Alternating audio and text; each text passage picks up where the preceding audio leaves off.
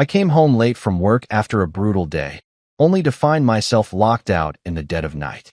My wife sends a smug text dash, "Come home early next time." I thought it was some joke until I started freezing in the cold. I called her 1,000 times, but she didn't answer. So I knocked on our neighbor's door, then she let me in with a condition. She whispered in, "Look, I'm not asking for sympathy here, but let me paint you a picture of what absolute rock bottom looks like in human form. It starts with my boss, Gerald. Yeah, Gerald with the coffee breath and the habit of standing way too close when he talks, spending a solid 45 minutes explaining why my quarterly report was lacking vision. Brother, the only thing lacking vision here is your ability to see that nobody, and I mean nobody, cares about pivot tables at 4:30 on a Friday afternoon. But sure, let's workshop my Excel skills while the entire office is mentally already 3 beers deep at O'Malley's down the street. Then comes the printer. You know the one. Every office has that one demonic printer that decides, right when you need it most, that today's the day it identifies as a paperweight. I'm standing there, watching it blink red like it's mocking me, and I swear I heard it whisper, "Paper jam," in the same tone Pennywise says, "We all float down here." 20 minutes of my life, gone, sacrificing virgin toner cartridges to the tech gods just to print out a document I could have emailed. But no, Gerald needs hard copies because apparently, we're cosplaying as a 1987 corporate office. And the vending machine? Oh, that beautiful glass box of lies and broken dreams decided that my last 500 naira. Yeah, I know, we're in the States, but my Nigerian roots run deep and I still think in naira sometimes. Sue me. Anyway, it decided that money was better off disappearing into its mechanical stomach without giving me the Snickers bar I desperately needed. I watched my candy rotate, do a little spin like it was auditioning for Dancing with the Stars, and then just stop. Stuck. Mocking me. At that point, I genuinely considered my life choices. Like, is this what my college degree got me? Standing in front of a vending machine, having a mental breakdown over a candy bar that costs less than a decent coffee? So yeah, that was my day. I left the office around 11:30 p.m. because apparently, just finish up that one thing means sacrifice your entire evening to corporate America, and stepped outside into what I can only describe as nature's personal vendetta against me. The wind wasn't just cold. It was that aggressive kind of cold that finds every gap in your jacket, every moment of exposed skin, and attacks it like a personal insult. My ears went numb within 30 seconds.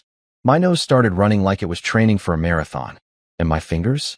They gave up on life entirely, turning into these useless frozen sausages attached to my hands. The drive home was miserable. My car's heater, bless its struggling little heart, was putting out air that was technically warmer than the Arctic blast outside, but only technically. Like, if you were choosing between my car heater and a polar bear's breath, you'd have to really think about it. I cranked it up to maximum, and all I got was slightly less cold air and the vague smell of burning plastic. Fantastic. Nothing says successful adult quite like driving home in a vehicle that's one thermostat setting away from catching fire. I pulled into my driveway around midnight, thinking about nothing except getting inside, taking the world's hottest shower, and maybe, just maybe, salvaging what was left of my Friday night with some leftover pizza and whatever garbage reality TV my wife Bianca had recorded. Simple dreams, you know? The dreams of a man who's been beaten down by corporate America and aggressive weather patterns. I walked up to my front door. My front door, to the house I pay rent on, in case that detail becomes important later, which spoiler alert, it absolutely does, and reached for my keys. Slid the key into the lock, turned it, and nothing. The door didn't budge, not even a little. I stood there for a second, confused, doing that thing where you jiggle the key like maybe you just didn't turn it hard enough the first time. Still nothing. Then I noticed it. The deadbolt was engaged from the inside. From the inside. My first thought was maybe Bianca had locked it by accident. It happens, right? People get distracted, they're watching TV, they absent-mindedly lock the deadbolt. Totally reasonable explanation. Except my phone buzzed right at that moment, and I looked down to see a text from my beloved wife. It said, and I quote, "Come home early next time, winking-faced." I stared at that message for a solid 10 seconds, waiting for the punchline. Because surely, this was a joke. My wife, the woman I married, The woman who promised to love and cherish and not lock me out of my own house during what was basically a weather emergency. She was joking, right? The winky emoji really sold it. Very playful. Very haha. Got you, babe. Now let me in before my extremities start falling off. Except she wasn't joking. I called her. It rang and went to voicemail. Hey, this is Bianca. Leave a message. All chipper and cute, like she wasn't currently playing Ice Fortress with her own husband. I hung up, called again. Voicemail. Again. Voicemail. By the fifth call, I started getting creative with my approach, like maybe if I called from a slightly different angle, the universe would take pity on me. It did not. The wind picked up, and I'm not being dramatic here, but I'm pretty sure I felt my soul try to exit my body through my left ear. I was standing on my own porch, looking at my own door, unable to access my own home, while somewhere inside my wife was doing. What exactly? Watching me freeze through the window? Having the time of her life? Auditioning for America's Next Top Sociopath? By call number 27. Yes, I counted, because at that point counting was the only thing keeping me from having a complete mental breakdown. I started naming each voicemail attempt like they name hurricanes. There goes voicemail Beryl. Oh look, voicemail Cindy's making an appearance. Voicemail Derek's really bringing the pain tonight. It was either that or start crying, and I wasn't ready to give the universe that satisfaction. My dignity, whatever was left of it after the day I'd had, packed its bags and left my body somewhere around call number 30. I was fully aware of how pathetic I looked, standing outside in sub-zero temperatures, phone in hand, probably looking like a rejected door-to-door salesman who'd lost his way. My nose was running, my eyes were watering from the cold, and I'm pretty sure I'd started talking to myself, which is never a great sign.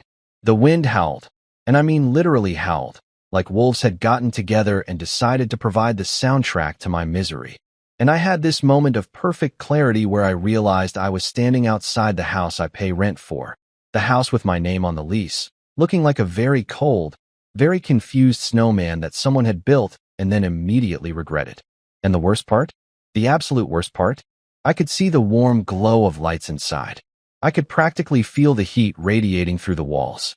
Somewhere in there was my couch, my TV, my hot shower, my leftover pizza, and apparently, my wife who decided tonight was the perfect night for a masterclass in psychological warfare.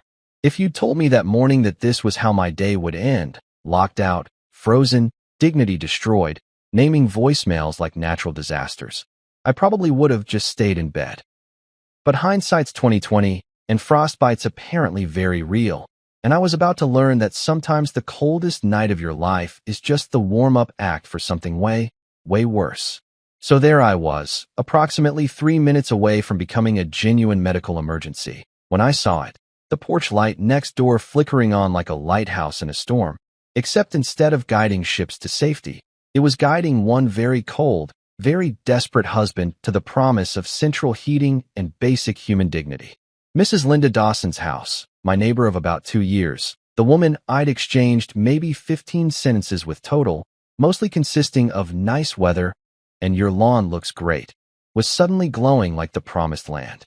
Now, let me tell you about Linda. She's one of those people who's always been there, but never really there. You know what I mean? Like, I'd see her getting her mail, watering her plants, occasionally bringing in groceries, but she had this aura of mystery around her.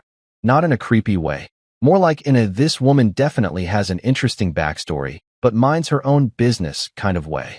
She's probably mid-40s, always dressed like she's about to attend a business casual meeting even when she's just checking her mailbox, with this perfectly maintained silver-streaked hair that probably costs more to maintain than my car payment. The kind of woman who makes you feel like you should be more organized just by existing near her. I'd always wondered what her deal was. No husband that I'd ever seen, no kids running around, no visitors except for the occasional delivery guy. She'd moved in about 6 months after Bianca and I did, and in all that time, she'd been nothing but polite, quiet, and completely unremarkable in the best possible way. The perfect neighbor, honestly. Doesn't throw loud parties, keeps her property looking like something out of a home improvement magazine, and apparently, doesn't lock people out of their own houses for sport. My pride was somewhere back around call number 15, so I didn't even hesitate. I stumbled across the lawn, because at this point my legs were basically frozen chopsticks trying to remember how walking worked, and made it to her door. Before I could even knock properly, before my knuckles could make contact with the wood, the door swung open like she'd been watching this whole pathetic display from her window. Which, let's be honest, she probably had been. If I'd been watching my neighbor slowly freeze to death on his own porch for the past 40 minutes, I'd probably be entertained too. Linda stood there in this perfect burgundy sweater and black slacks combo that made me feel even more pathetic in my wrinkled work clothes and defeated posture. But her face wasn't judging me. It was something else. Concern mixed with something I couldn't quite place. Determination, maybe? Or that look someone gets when they've been waiting for the right moment to tell you something important, and that moment just arrived gift-wrapped in hypothermia. "Come in," she said. And her voice had this quality to it that made it sound less like an invitation and more like a command from someone who doesn't give commands often but expects them to be followed when she does. Then she added, "But there's a condition." "Ma'am." At that point, I would have signed over my kidney, my car title, and my Netflix password if it came with access to a working thermostat. I would have joined a cult, started a timeshare presentation career, or agreed to listen to her entire collection of Enya albums on repeat. Whatever she wanted, the answer was yes, absolutely. "Where do I sign? Please just let me feel my toes again." I nodded so vigorously I'm surprised my head didn't fall off, and she stepped aside. The wave of warm air that hit me when I crossed that threshold was like being hugged by God himself. Her living room was this perfect sanctuary of comfort, warm lighting, plush furniture that looked like it actually supported your back instead of slowly destroying your spine, and this smell. Oh man, this smell. Cinnamon and something else, something that smelled like justice and vindication if those concepts had sense. Maybe it was just air freshener, but in my half-frozen state, it smelled like redemption. She guided me to this massive couch that I immediately sank into like it was made of clouds and forgiveness, and disappeared into her kitchen. I heard the kettle going, cabinets opening and closing, and then she emerged with 2 mugs of tea. Not just tea, good tea. The kind that comes in actual ceramic mugs, not chipped ones with ironic statements about Mondays. She handed me one, and I wrapped both hands around it like it was the Holy Grail, feeling the warmth seep back into my fingers. Linda sat down beside me, not across from me like you'd expect from a near stranger, but right beside me on the couch, close enough that I could see she was wearing this expression that definitely meant we weren't about to discuss the weather. She had this look like a lawyer who's about to present evidence that will blow the entire case wide open. My internal alarm bells started ringing, but honestly, I was too comfortable and too warm to care. "She locked you out on purpose," Linda said, her voice quiet but absolutely certain, like she was stating a proven scientific fact rather than making an accusation about my wife. She paused, then added, "And not just to punish you." I blinked at her, my brain still trying to catch up with this sudden shift from nice neighbor offering refuge to nice neighbor dropping psychological bombs. The tea was halfway to my mouth, suspended in midair while I processed what she'd just said. "Excuse me?" I managed to get out, and my voice cracked a little because apparently my vocal cords were also recovering from their near-death experience. Linda didn't answer immediately. Instead, she pulled out her phone, one of those newer iPhones that costs more than some people's monthly rent, and started scrolling through something.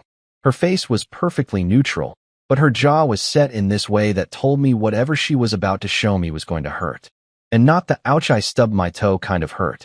More like the ouch my entire worldview just shattered into a million pieces kind of hurt.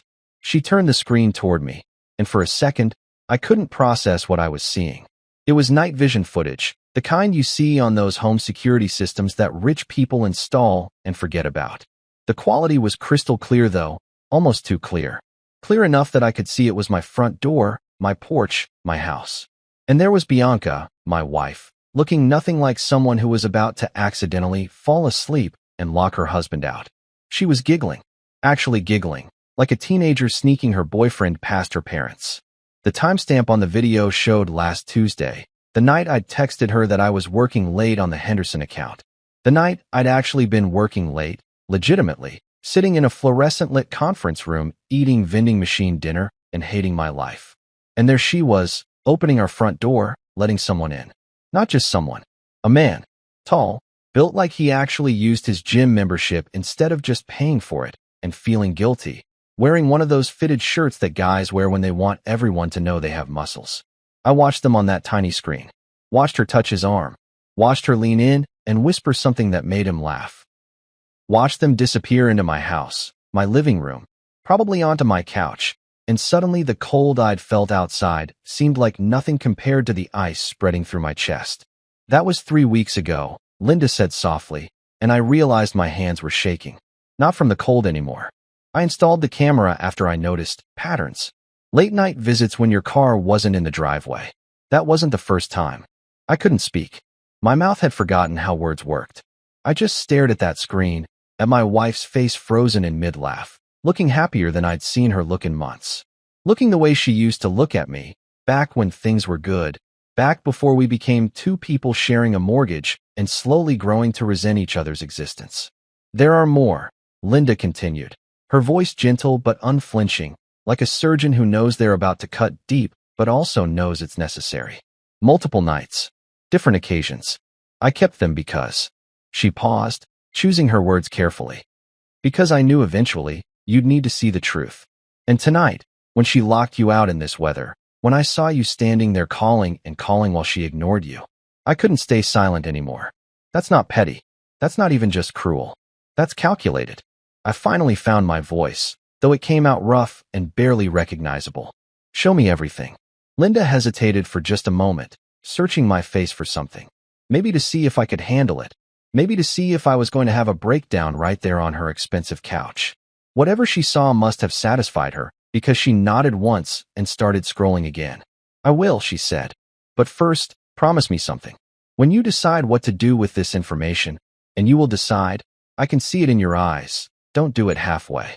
Don't confront her and let her talk her way out of it. Don't let her make you the villain somehow. People like her? They're experts at flipping the script. So whatever you do, make sure you're ready to see it through to the end. I looked at her, this woman who'd been a virtual stranger an hour ago, and was now handing me evidence of my marriage's destruction like it was a life raft. The warm lighting made her eyes look almost golden, and I realized she wasn't just giving me information, she was giving me a choice. A path forward. Or maybe a path out. I smiled for the first time that entire godforsaken night. It wasn't a happy smile. It was the smile of someone who'd just realized the game they'd been losing without even knowing they were playing. Oh, I never do half measures. I told her, and meant every word. You can ask my electric bill. When I commit to something, I commit.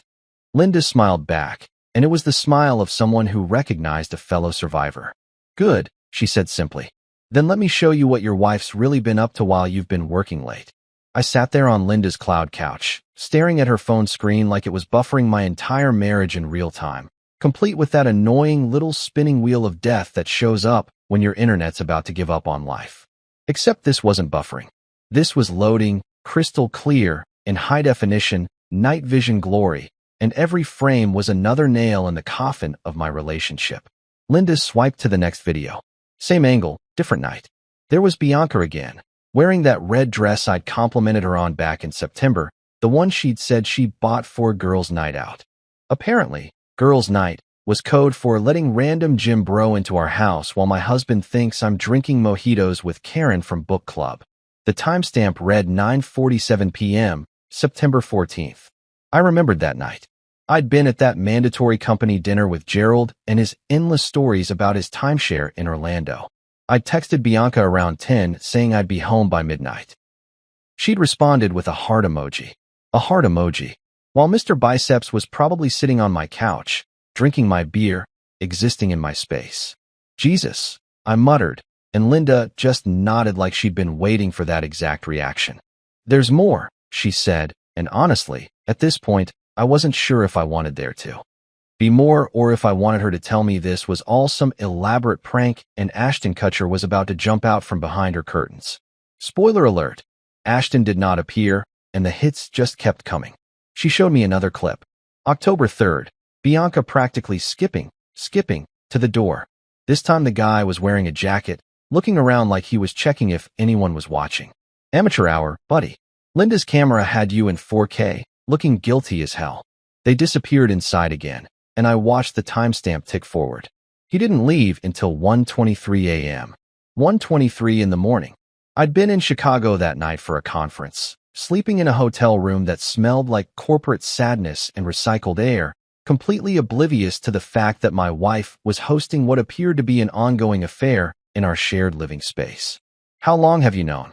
I asked, and my voice came out flat, emotionless, like my brain had decided feelings were too expensive right now, and we were operating on the basic package. Linda set her phone down on the coffee table, screen side up, so I could still see that frozen frame of Bianca's smiling face. "I suspected something was off about 6 weeks ago," she said.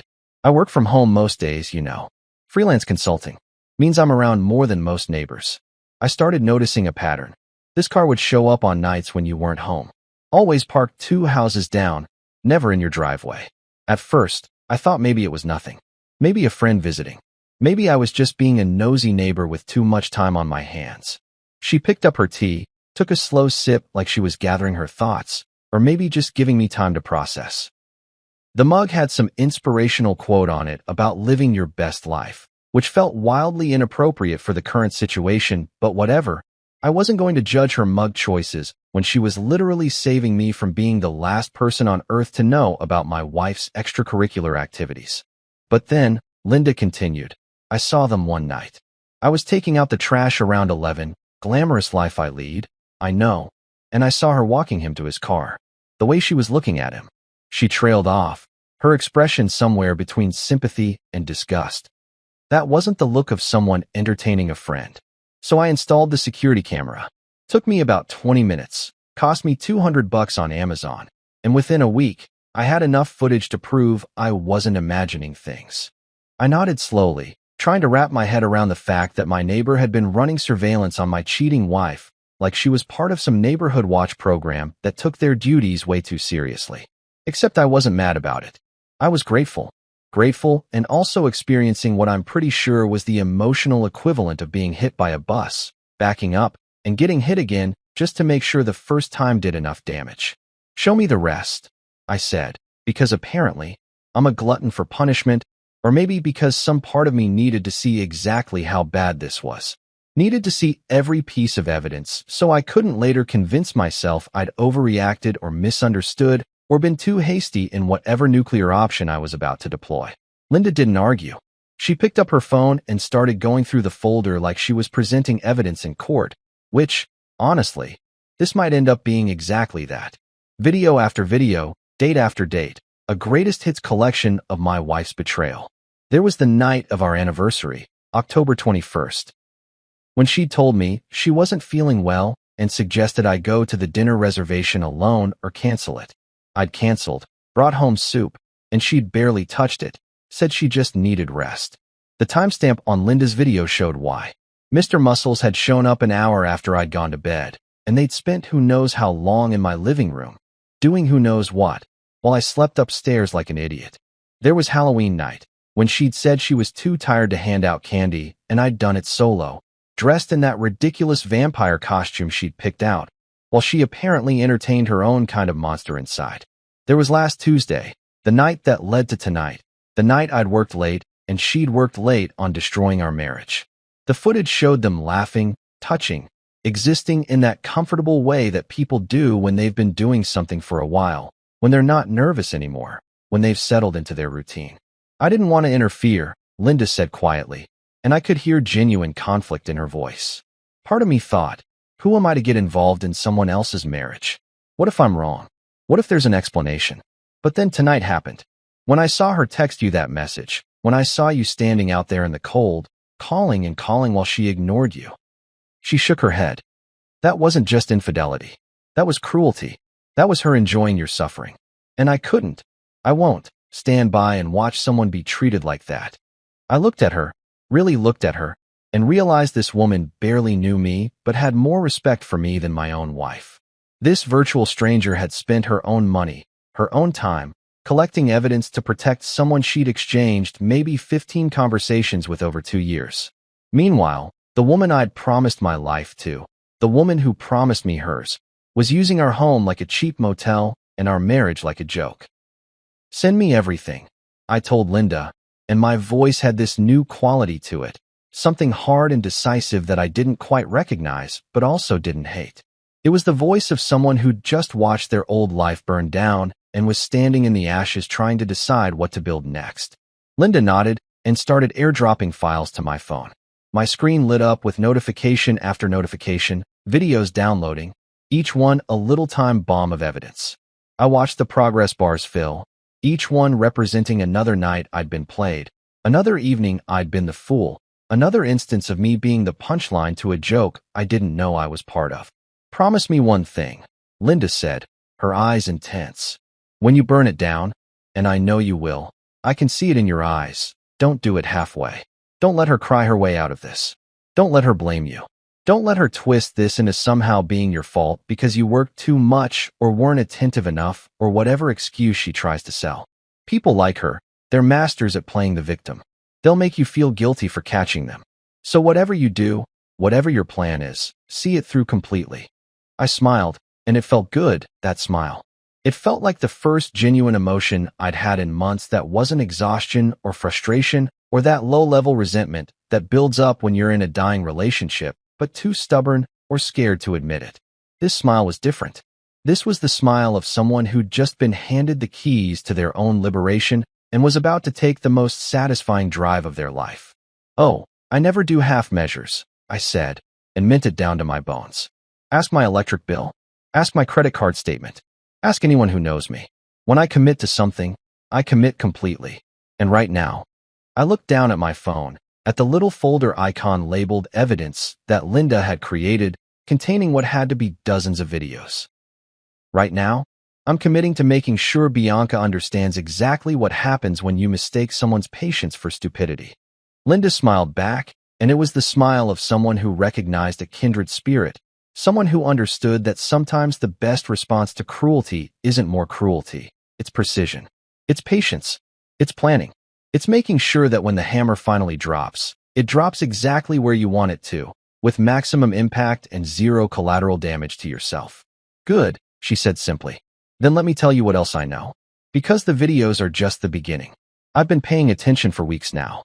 I know his schedule, his car, his patterns. I even know his name." She paused, letting that sink in. "It's Marcus. He works at that gym on Henderson Street. You know the one, with the obnoxious neon sign that looks like it's trying to give everyone seizures? He's one of the trainers there.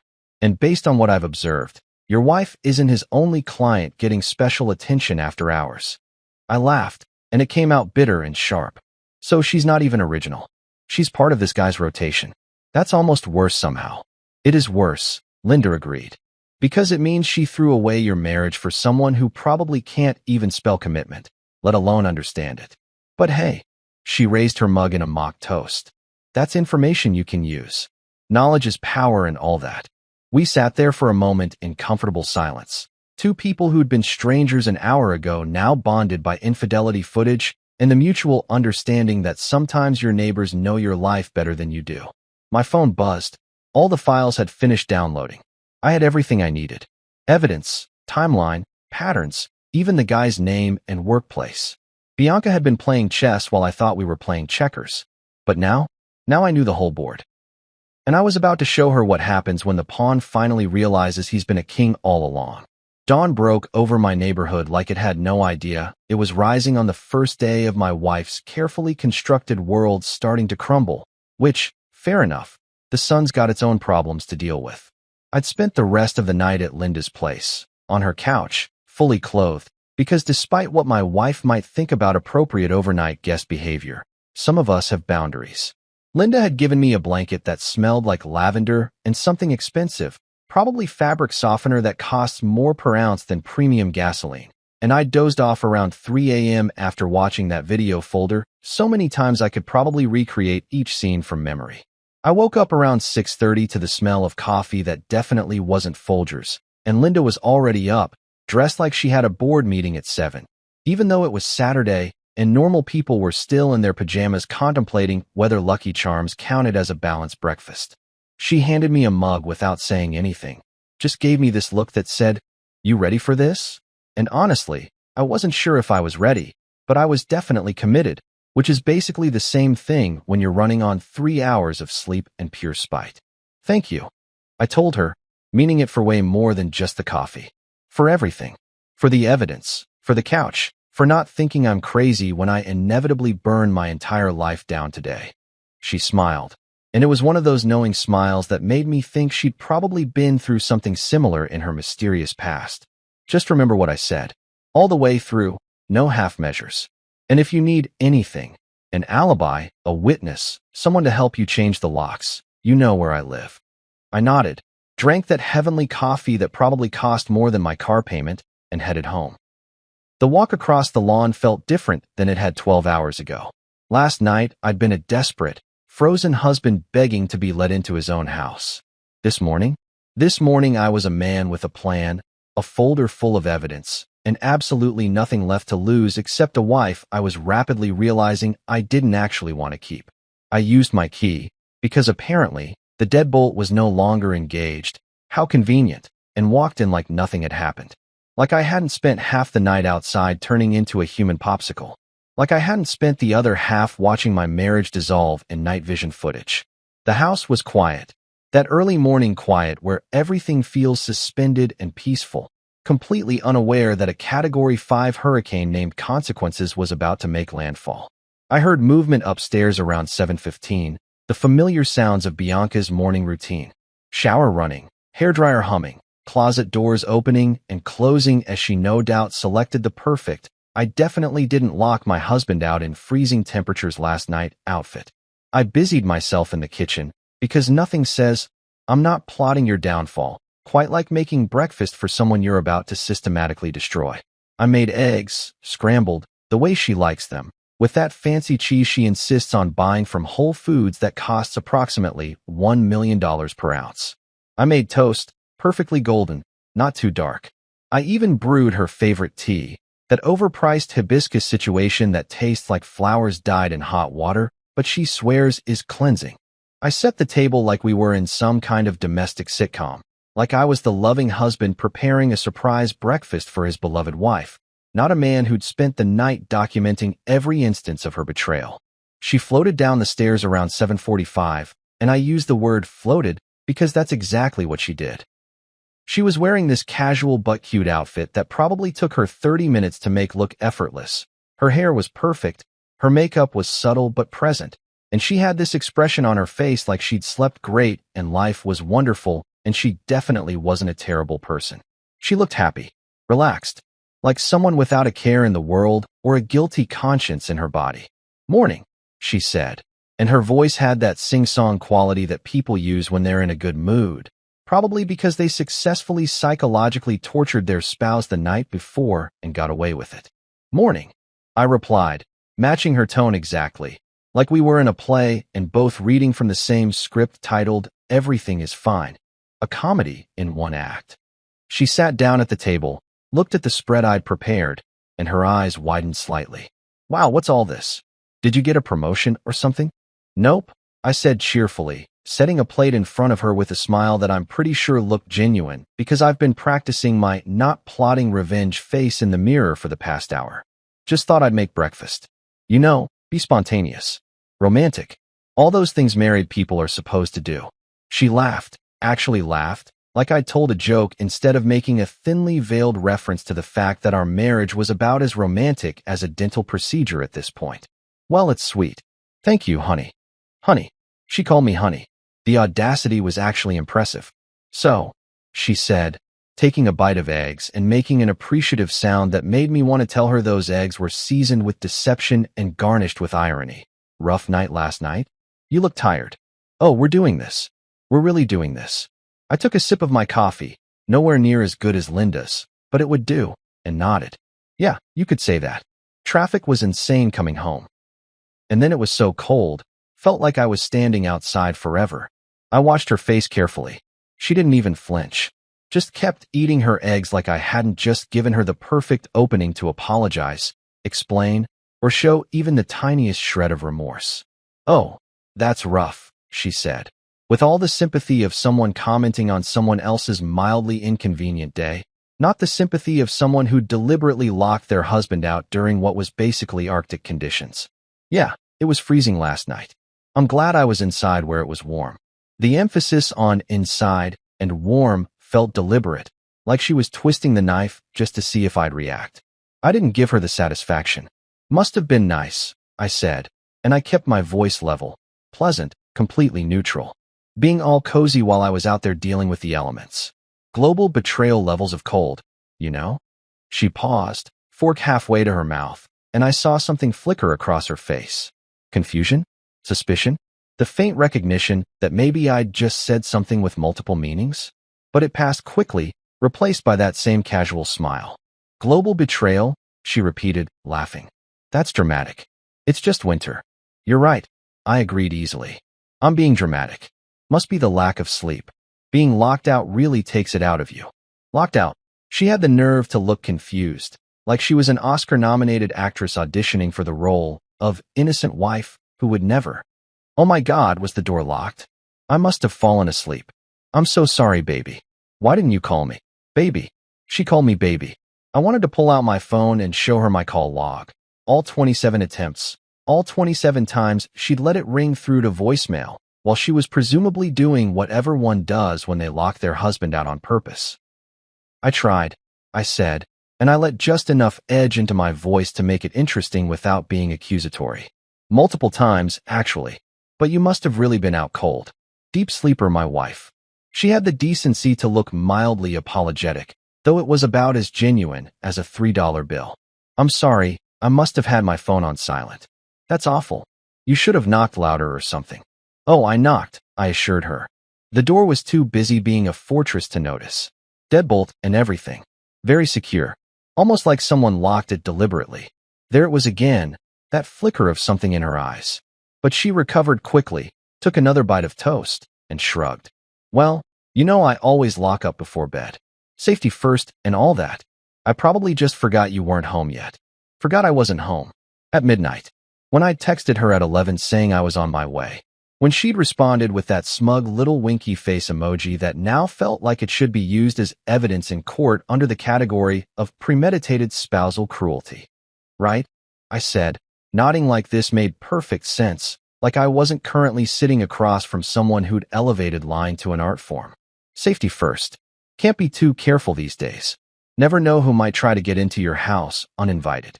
The irony was so thick you could cut it with a butter knife, but she either didn't catch it or pretended not to.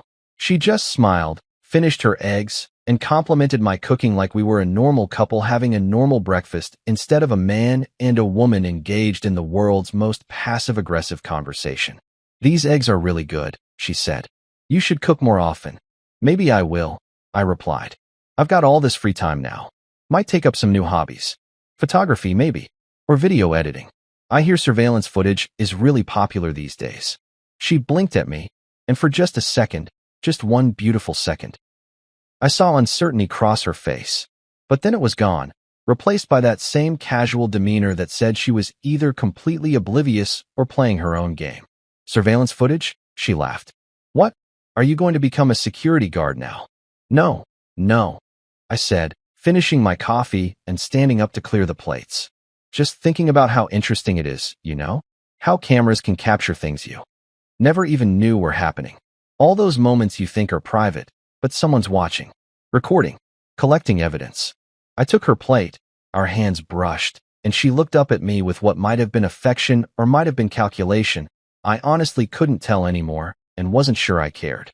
You're being weird this morning, she said, and it sounded like an accusation wrapped in a joke. Am I? I loaded the dishwasher, taking my time, making sure every dish was perfectly placed because I had nothing but time now. Time and evidence, and a growing sense of satisfaction that came from knowing something she didn't know I knew. I think I'm being perfectly normal.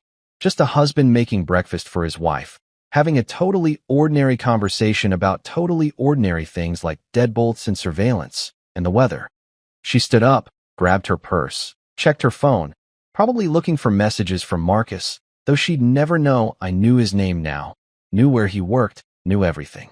Well, I've got errands to run. Hair appointment, then meeting Sarah for lunch. Sarah. Right. Sarah, who definitely existed and definitely wasn't code for meeting my gym trainer boyfriend for an afternoon of activities that would make the footage Linda showed me look tame. Have fun, I told her, and I smiled. Genuinely smiled. because every minute she was gone was another minute I had to plan, prepare, and set the stage for the greatest told you so moment of my entire life. She kissed my cheek. Actually kissed my cheek, like we were some happily married couple from a commercial for life insurance or cottage cheese, and headed for the door. "Oh, and honey?" I called after her, and she turned, hand on the doorknob. "Next time you want to lock me out, maybe check the weather forecast first. Hypothermia is a bad look on me." She laughed like I'd made another joke, blew me a kiss, and left. I stood there in my kitchen, surrounded by the remnants of breakfast with a liar, and pulled out my phone. Linda had texted me. "How'd it go?" I typed back. "She has no idea. Operation Oscar-worthy performance is officially underway." 3 dots appeared, then, "Attaboy. Keep me posted." I looked around my house, my fortress that had become a prison, my home that had become a stage for someone else's betrayal, and I smiled. Because Bianca thought she was winning. She thought she'd gotten away with it. Thought I was just the oblivious husband who'd accept any excuse, believe any lie, swallow any story she fed me. But the thing about underestimating people? Eventually, they surprise you. And I was about to become the most surprising thing that ever happened to Bianca's carefully constructed world of lies. So here's the thing about deciding to systematically dismantle someone's life. It requires patience, planning, and a level of calculated coolness that I honestly didn't know I possessed until approximately 72 hours ago. Turns out, being betrayed unlocks character traits you never knew existed, like suddenly becoming a strategic mastermind who operates with the precision of a Swiss watch and the emotional detachment of a particularly ambitious chess player. I spent the weekend playing the role of world's most attentive husband, and let me tell you, I deserved every award that doesn't exist for this performance. I made Bianca coffee in the morning, asked about her day with genuine-sounding interest, laughed at her stories that were probably 50% fabricated, and even suggested we watch one of those reality shows she loves where people argue about who said what at whose birthday party. I was so convincing that I almost convinced myself I wasn't currently running the most elaborate counter-operation since the Trojan horse, except instead of a horse, I was using kindness as my weapon, and instead of soldiers, I was armed with surveillance footage and pure spite. Monday morning, I transformed into James Bond, except instead of fancy gadgets and a license to kill, I had Amazon Prime and a license to document. I'd spent Sunday night researching the best discrete recording devices, reading reviews like I was preparing for a doctoral thesis on how to catch your cheating wife without her noticing, a comprehensive study. By noon on Monday, I had ordered 2 voice-activated recorders, small enough to hide under furniture, battery life of 24 hours, 5-star reviews from people who were clearly also living in soap operas, 1 motion sensor camera disguised as a phone charger, because apparently that's a thing that exists and I love technology, and a GPS tracker that I wasn't sure I'd use, but ordered anyway because when you're going full surveillance mode, you might as well commit to the aesthetic. The packages arrived Tuesday with that beautiful Amazon efficiency that makes you wonder why they can deliver spy equipment in 24 hours, but your regular orders take a week. I spent Tuesday afternoon setting up my new operation while Bianca was at yoga class, which, based on the pattern Linda had established, probably meant she was at the gym with Marcus doing exercises that definitely weren't yoga, unless yoga had suddenly become a lot more horizontal and significantly less spiritual. I planted the first recorder under our living room couch, right in that little space where the fabric meets the frame, where nobody ever looks unless they're searching for lost remote controls or their dignity. The second one went under our bedroom nightstand, tucked behind the leg where it was invisible unless you got on your hands and knees. And let's be honest, the only person getting on their hands and knees in this house lately was probably me looking for my self-respect. The camera/phone charger went right on the kitchen counter, plugged in and functioning, looking exactly like a normal phone charger except it was recording everything in glorious 1080p. I even plugged my actual phone into it to test it, and it worked perfectly. Charged my phone while simultaneously charging my revenge plan. Beautiful synergy. I set up the app on my phone that connected to all these devices, and suddenly I had access to real-time audio and video of my own house. It felt weird, honestly, like I was spying on my own life, which I guess technically I was, except I was really spying on my wife's secret life that she was conducting in my space, with my furniture, probably using my Wi-Fi. The disrespect was almost impressive. Wednesday morning, I kissed Bianca goodbye and told her I loved her, and I watched her face as she said it back, trying to detect any guilt, any hesitation, any sign that she felt even remotely bad about what she was doing. Nothing. Just that same smile, that same casual affection that you'd give to a roommate you mildly tolerate. I was basically furniture to her at this point, functional, present, but ultimately ignorable. I got to work and spent the first hour pretending to care about the quarterly projections Gerald was rambling about while secretly checking my phone under my desk like a teenager in class. The app was working perfectly. I could see my empty living room, hear the hum of our refrigerator, watch our cat Mr. Whiskers, who, by the way, was the only loyal creature in that house, walk across the kitchen counter like he owned the place. Around lunchtime, my phone buzzed with a motion alert. I opened the app, and there she was. Bianca, home in the middle of the day when she'd told me she had back-to-back meetings until 5. She was on her phone, smiling at the screen with that expression that I used to think she reserved for me, but now realized she probably gave to anyone who wasn't actively annoying her.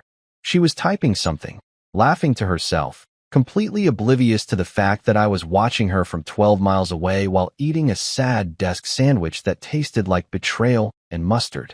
Then I switched to the audio feed from the living room, and I heard her voice, crystal clear, talking on the phone. "No, he's at work. Yeah, he left early. I know, right? Tonight works perfect. 7:30. Can't wait." I sat there in my cubicle, watching the fluorescent lights flicker overhead, listening to my wife arrange what was clearly another rendezvous, and I felt this strange calm wash over me. Not anger. I'd moved past anger somewhere around Sunday. This was something else. This was clarity. This was the feeling you get when you realize you're not crazy, you're not paranoid, you're not overreacting. You're just finally seeing the truth in high definition with surround sound. I saved the audio file, labeled it Wednesday lunch, phone call, and added it to my growing folder of evidence that was starting to look like I was preparing for actual court proceedings, which, let's be honest, I probably was. That evening, I came home at 6, giving myself plenty of time before her 7:30 appointment with disappointment. I found Bianca in the bedroom, getting ready, wearing this outfit that was definitely not what you wear to meet your cousin for dinner, which is what she'd told me her plans were. "You look nice," I said, because I'm apparently a masochist who enjoys complimenting people who are actively betraying me. "Thanks," she said, checking herself in the mirror, adjusting her hair for the 47th time. "Just want to look decent, you know." "For your cousin," I added, just to see if she'd crack. "Right, for Michelle. She's so judgmental about appearances." Michelle. Her cousin Michelle, who lived in Oregon and definitely wasn't in town, because I'd checked her Instagram that morning like the thorough investigator I'd become, and she'd posted a story from Portland approximately 3 hours ago. "But sure, Bianca, tell me more about this dinner you're having with your geographically impossible cousin." She left at 7:15, kissed me goodbye, told me not to wait up.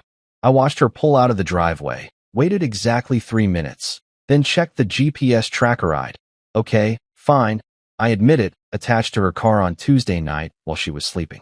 The little blue dot on my phone screen moved through our neighborhood, turned onto Henderson Street, and stopped right in front of that obnoxious gym with the neon sign that looked like it was designed by someone who'd never experienced a migraine, but wanted everyone else to.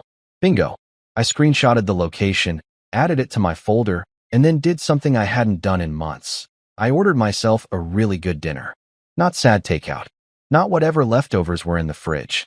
I went on that fancy restaurant's website, the one Bianca always said was too expensive for a random weeknight, and I ordered their filet mignon with truffle butter, the loaded mashed potatoes, and a slice of that chocolate cake that probably cost more than my car insurance deductible. I ate that meal in my living room, on my couch, under which was hidden a recorder that would probably never be used now because Bianca clearly preferred to conduct her extracurricular activities elsewhere, and I savored every bite. The steak was perfect, medium rare, seasoned beautifully, melting in my mouth like butter. The potatoes were creamy and rich, and everything mashed potatoes should be. The cake was divine, probably illegal in some states because nothing that good should be allowed to exist without a prescription. I ate slowly, deliberately, checking my phone occasionally to watch that little blue dot stay parked at the gym, occasionally moving. Probably from the parking lot to inside, or maybe around back, where the private training rooms were, which I'd learned about from a helpful Google review that mentioned how discreet and private they were. Perfect for people who wanted to work on their core strength and their moral flexibility simultaneously. Around 10 p.m., the blue dust started moving again, heading back toward our house. I finished my cake, cleared my dishes like the responsible adult I was, and got into bed with a book. Not because I was going to read it. I couldn't focus on words right now even if they were written in neon lights.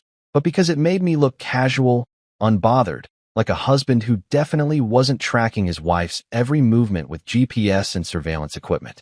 She came home at 10:23, and I heard her come upstairs, heard her in the bathroom, heard her get into bed beside me.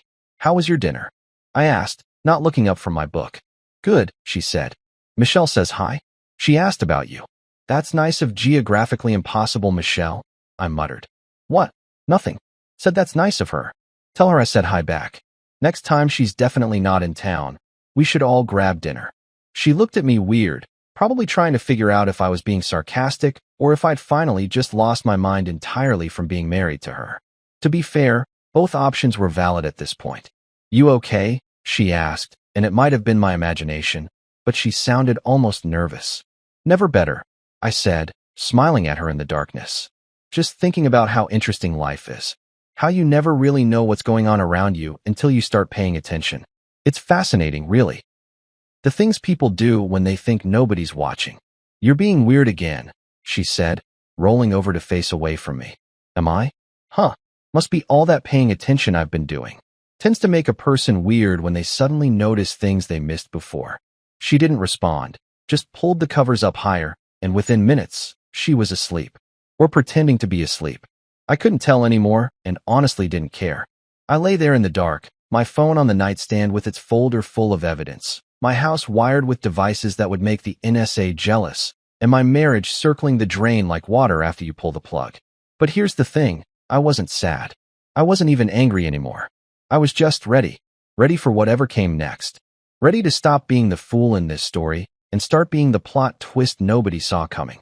I fell asleep that night with a smile on my face, because tomorrow was Thursday, and Thursday was when everything would start accelerating toward the inevitable conclusion that Bianca had been writing with her own choices but hadn't realized she was about to get the ending she deserved instead of the one she expected. Thursday afternoon, my phone lit up with a text from Linda that made me smile in the middle of Gerald's presentation about synergizing our core competencies, which, for the record, is corporate speak for, I have no idea what I'm talking about, but I'm going to use big words and hope nobody notices. The text read, "Made too much lasagna. Need help finishing it. 7 p.m. Translation, War Room Meeting. Bring your evidence and your appetite." I texted back a thumbs up emoji, because apparently, my life had become a spy thriller directed by someone with a really good sense of humor and an unlimited budget for pasta-based plot devices.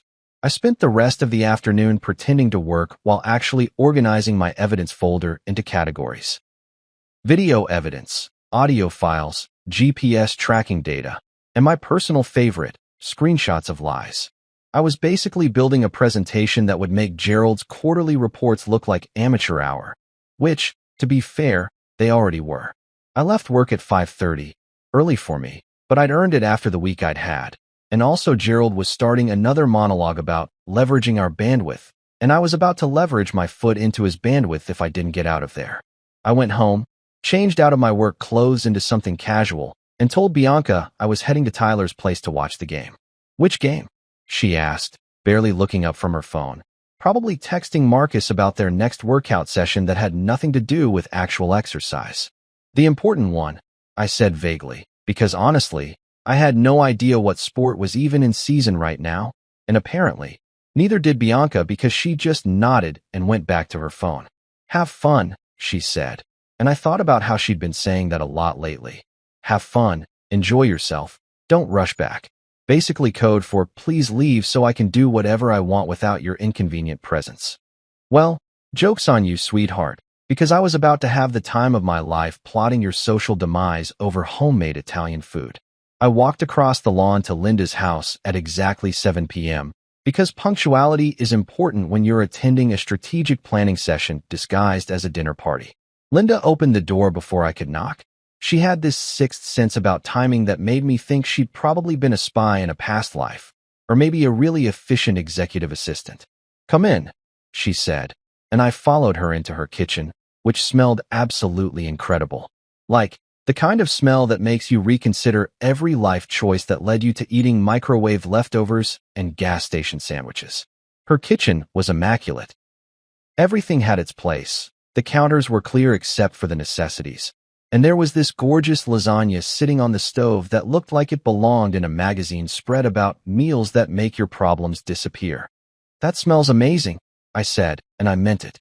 "You really made too much? Or was that just code for come over so we can plot revenge?" Linda laughed, and it was this genuine, warm laugh that made me realize I'd been missing that sound. The sound of someone actually enjoying my company instead of tolerating it. "Little bit of both," she admitted. "I did make too much. Cooking for one means I always overshoot. But also, yes, I thought we should discuss your next steps." "Why? Is that even a question at this point?" I replied, and she poured me a glass of red that probably cost more than my monthly utility bill. It tasted like sophistication and good life choices, two things that had been seriously lacking in my recent existence. We sat down at her dining table. Actual dining table, not eating on the couch situation like I'd been doing. And she served up portions of lasagna that were generous without being overwhelming. The first bite was life-changing. I'm talking layers of perfectly cooked pasta, rich meat sauce, creamy cheese that had been blended by actual angels, and this balance of flavors that made me want to cry a little bit, though that might have also been the emotional week I'd been having. "This is incredible," I said, probably with my mouth half full, because manners had taken a back seat to experiencing the best lasagna of my entire life. Like, genuinely incredible. "You could charge money for this." "I did, actually," Linda said, taking a sip of her wine. "Used to run a catering business before I switched to consulting. Turns out people will pay obscene amounts of money for good food and the illusion of sophistication." "Well, they were right too," I said, taking another bite and trying to figure out what the secret ingredient was. "Seriously, this is better than anything I've had at a restaurant. The secret is fresh herbs and not skimping on the good cheese," she said. "Also, making it with love instead of resentment helps. I imagine that's hard to do when you're cooking for someone who's actively betraying you." And just like that, we went from food appreciation to the real reason I was there. I pulled out my phone and set it on the table. "Between us. So, I've been busy," I said. "Very busy, actually. Turns out heartbreak and spite are excellent motivators for becoming tech-savvy." Linda leaned forward, interested, and I walked her through everything. The recorders, the camera, the GPS tracker, the audio I'd captured, the locations I'd documented. I showed her the screenshot from Wednesday night, the blue dot parked at the gym for 3 hours. I played her some of the audio of Bianca on the phone, making plans, laughing, being the version of herself that she apparently reserved for people who weren't me. "Wow," Linda said when I finished, and she looked genuinely impressed. "You went full covert ops. I'm proud of you." Most people would have just confronted her by now, gotten into a screaming match, and ended up being the bad guy somehow.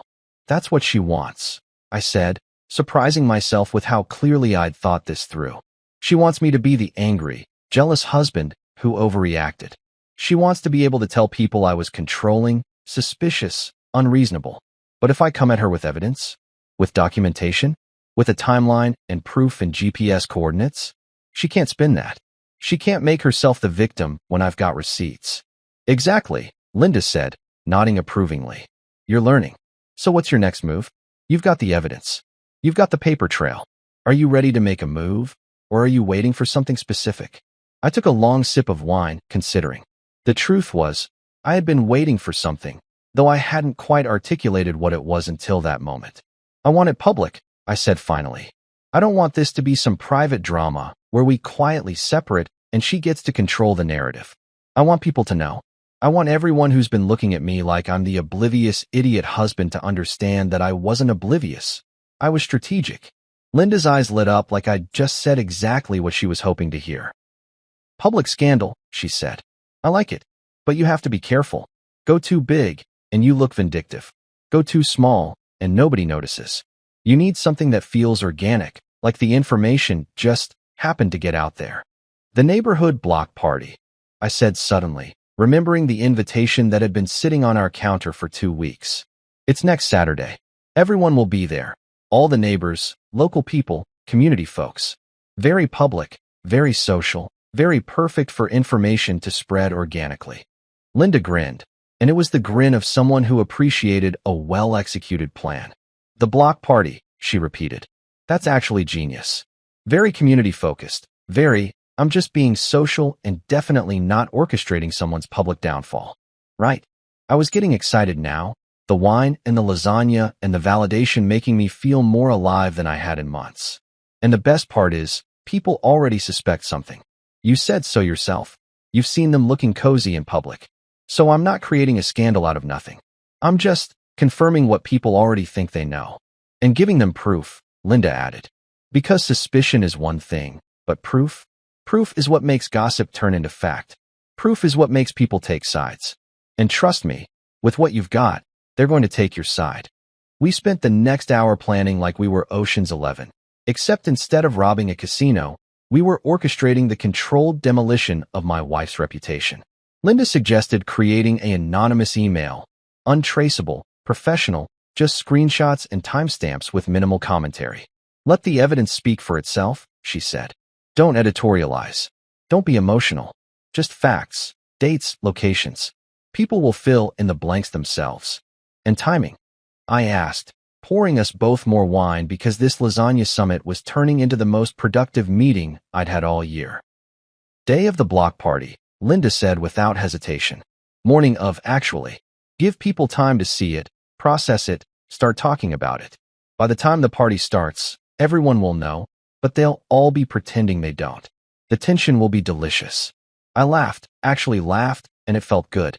You're kind of devious, you know that? I prefer strategically minded, she replied, raising her glass. But yes, I've been told I have a talent for understanding how information spreads. Comes from years of watching people, I guess. You learn patterns. You learn how to use those patterns. Well, I'm glad you're using your powers for good, I said, clinking my glass against hers. Or at least, for my version of good, which involves publicly exposing infidelity at a neighborhood social event. To be fair, Linda said, she exposed herself. We're just making sure everyone sees what was already happening. That's not revenge, that's transparency. Transparency. I repeated, liking the sound of that. That's what I'll tell my therapist when this is all over and I'm unpacking the emotional aftermath. We finished the lasagna, every last bite, because it was too good to waste, and moved to her living room with our wine. Linda pulled up something on her laptop, and I saw it was more footage, newer stuff I hadn't seen yet. I kept recording, she explained. Figured you'd want everything. This is from last night. She hit play, and there they were again, Bianca and Marcus, in the parking lot of that gym, visible under the streetlight. They were talking, standing close, and then he leaned in and kissed her. Not a friendly kiss. Not a see-you-later kiss. A full-on, hand in her hair, pressed against his car kind of kiss that made it very clear this wasn't just an emotional affair or a one-time mistake.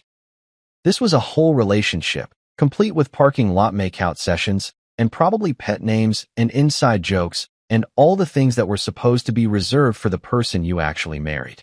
I watched it without flinching, without feeling that gut punch I would have felt a week ago. Now it just felt like more evidence, more ammunition, more proof that I wasn't crazy or paranoid or overreacting. Send that to me too, I said calmly. That's going in the file. Linda nodded and airdropped it over. You're handling this really well, she observed. Most people would be falling apart by now. I fell apart already, I told her honestly.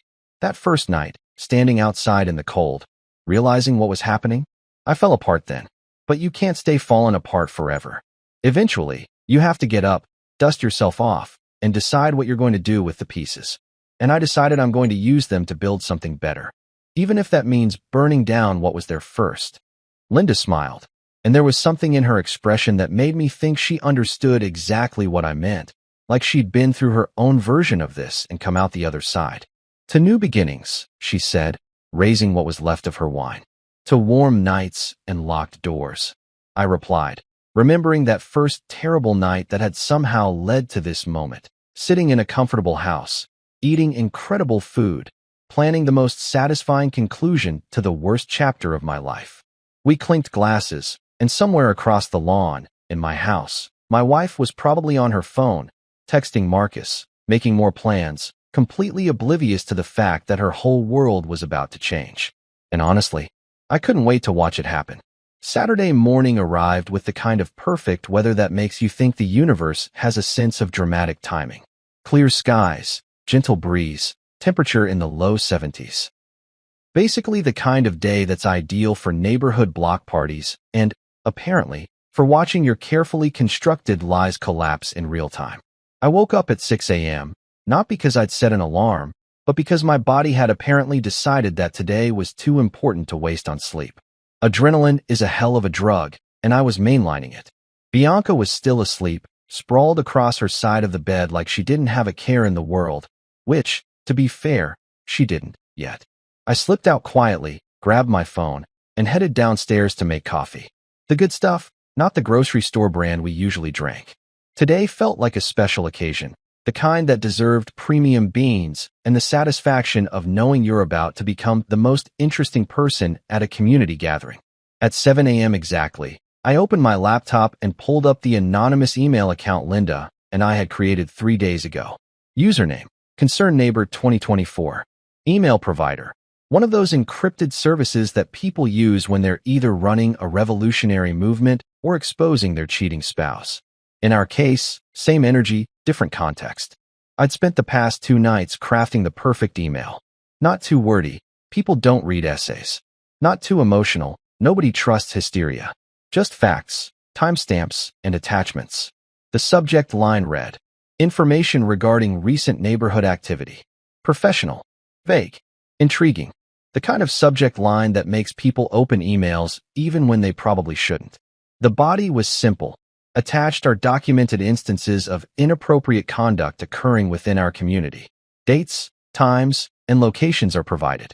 No further commentary is necessary. The evidence speaks for itself. Then came the attachments. Oh, the beautiful, glorious attachments.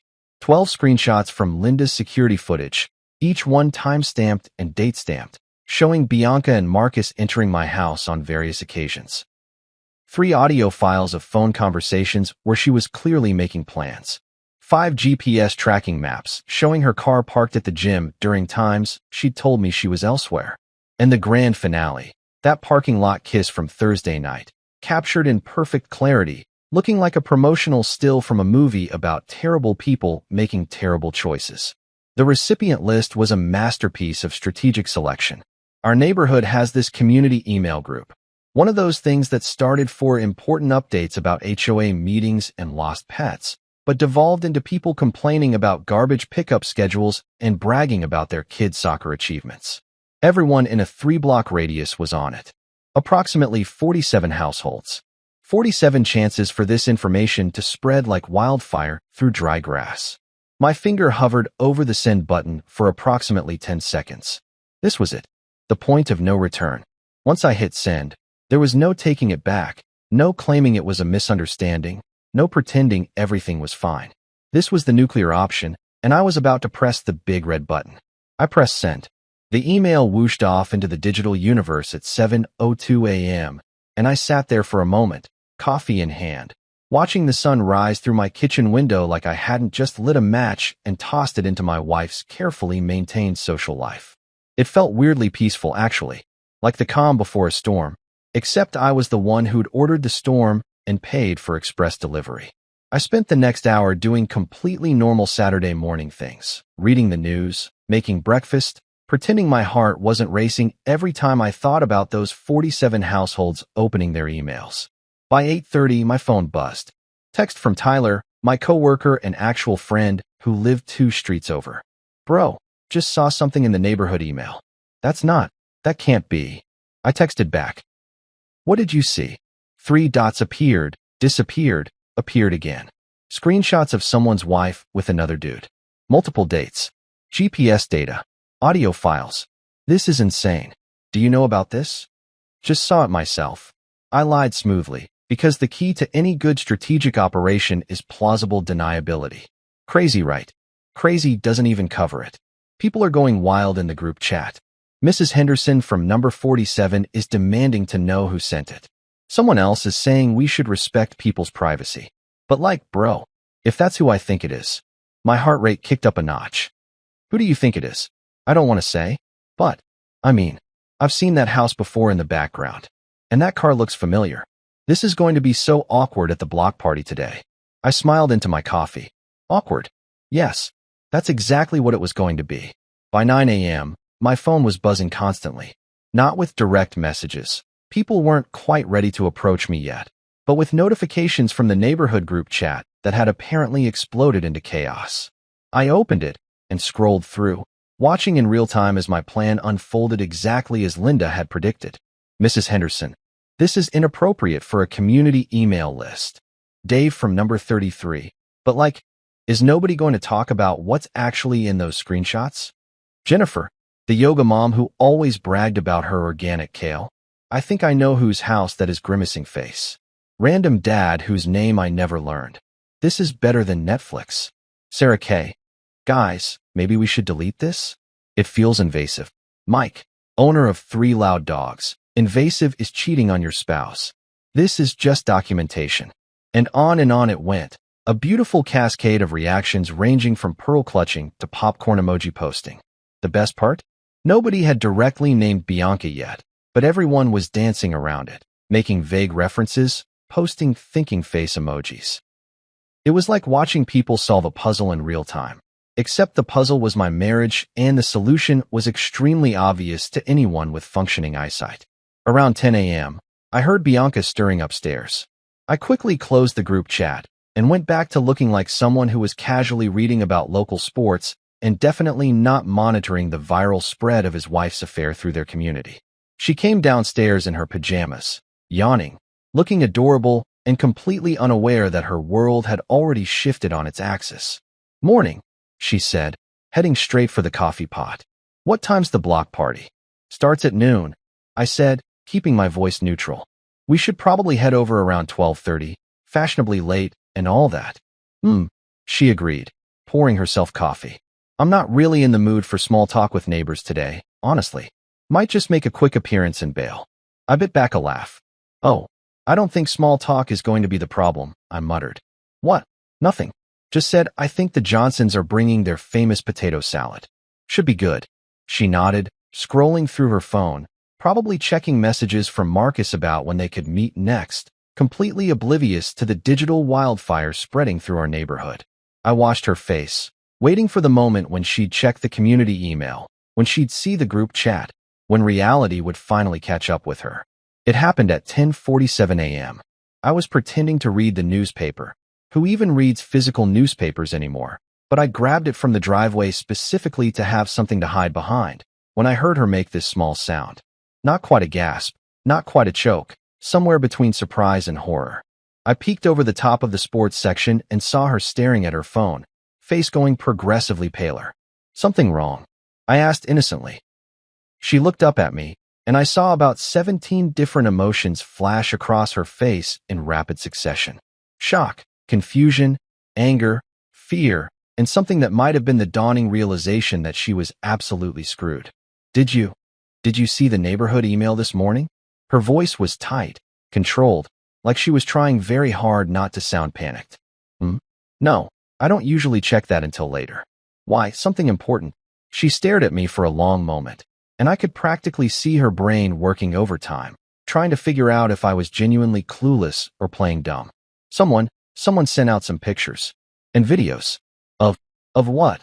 I prompted, lowering my newspaper slightly, letting just enough concern show on my face to seem believable. Of people in the neighborhood being inappropriate. Inappropriate how? Just inappropriate, she snapped, and there was the anger bubbling up through the panic. Someone's being a creep with a camera, apparently. It's an invasion of privacy. Huh, I said thoughtfully. That does sound concerning. What kind of pictures are we talking about? She stood abruptly, coffee forgotten. I need to make some calls, she said, already heading back upstairs, phone clutched in her hand like a life preserver. I listened to her footsteps racing up the stairs, heard our bedroom door close, heard the muffled sound of her voice talking urgently to someone. Probably Marcus, probably panicking together about how their secret wasn't so secret anymore. My phone buzzed again. Linda this time. I'm watching the group chat. This is magnificent. She know yet? I texted back. Just found out. Currently upstairs in crisis mode. Perfect. See you at the party? Bringing my famous brownies. Wouldn't miss it for the world. Around 11:30, Tyler called me. Actual phone call, not text, which meant this was serious. Dude, he said when I answered. Dude. That's a lot of emphasis on dude, I replied calmly. It's your wife. In those screenshots. I just put it together. That's your house. That's her car. Holy shit. Man, are you okay? I let a pause hang there, the kind of pause that says, I'm a man processing devastating information rather than I'm a man who orchestrated this entire situation and is currently enjoying it immensely. Yeah, I saw. Just saw, actually. Bianca's upstairs right now. I don't even know what to say, Tyler. I feel like an idiot. Bro, you're not the idiot here. She is. She's the one who got caught. Everyone's talking about it. Like, everyone.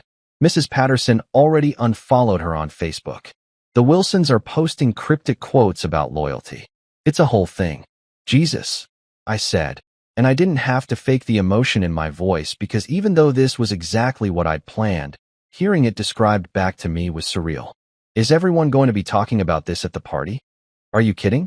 This is the party now. Nobody cares about the potluck. Everyone's going to show up just to see what happens. It's like watching a train wreck, except the train is your marriage and we all have front row seats.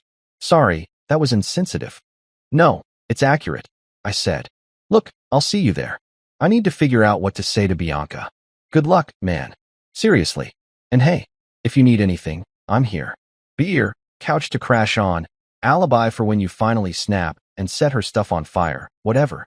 I hung up and sat there in my kitchen, listening to Bianca's muffled voice still on the phone upstairs, probably trying to do damage control on a situation that was way past the point of control. The neighborhood knew. The community knew. By tonight, probably half the town would know because this is exactly the kind of gossip that spreads faster than any virus. At noon, Bianca came back downstairs. She'd changed into jeans and a sweater. Her face was clean of makeup, and she looked like someone who'd been crying or was about to start. I don't think we should go to the block party, she said quietly. Why not? I asked, standing up and grabbing my jacket. Everyone's expecting us. It'd look weird if we didn't show. It'll look weirder if we do show, she hissed. Everyone's seen those pictures. They know. They all know. Know what? I asked, and I let just enough edge into my voice to make her flinch. What exactly do they know, Bianca? She opened her mouth, closed it, and I could see her trying to figure out how to spin this, how to explain it away, how to make herself the victim somehow. It's not what it looks like. Really, I walked toward her slowly. Because it looks like my wife has been letting another man into our house while I'm at work.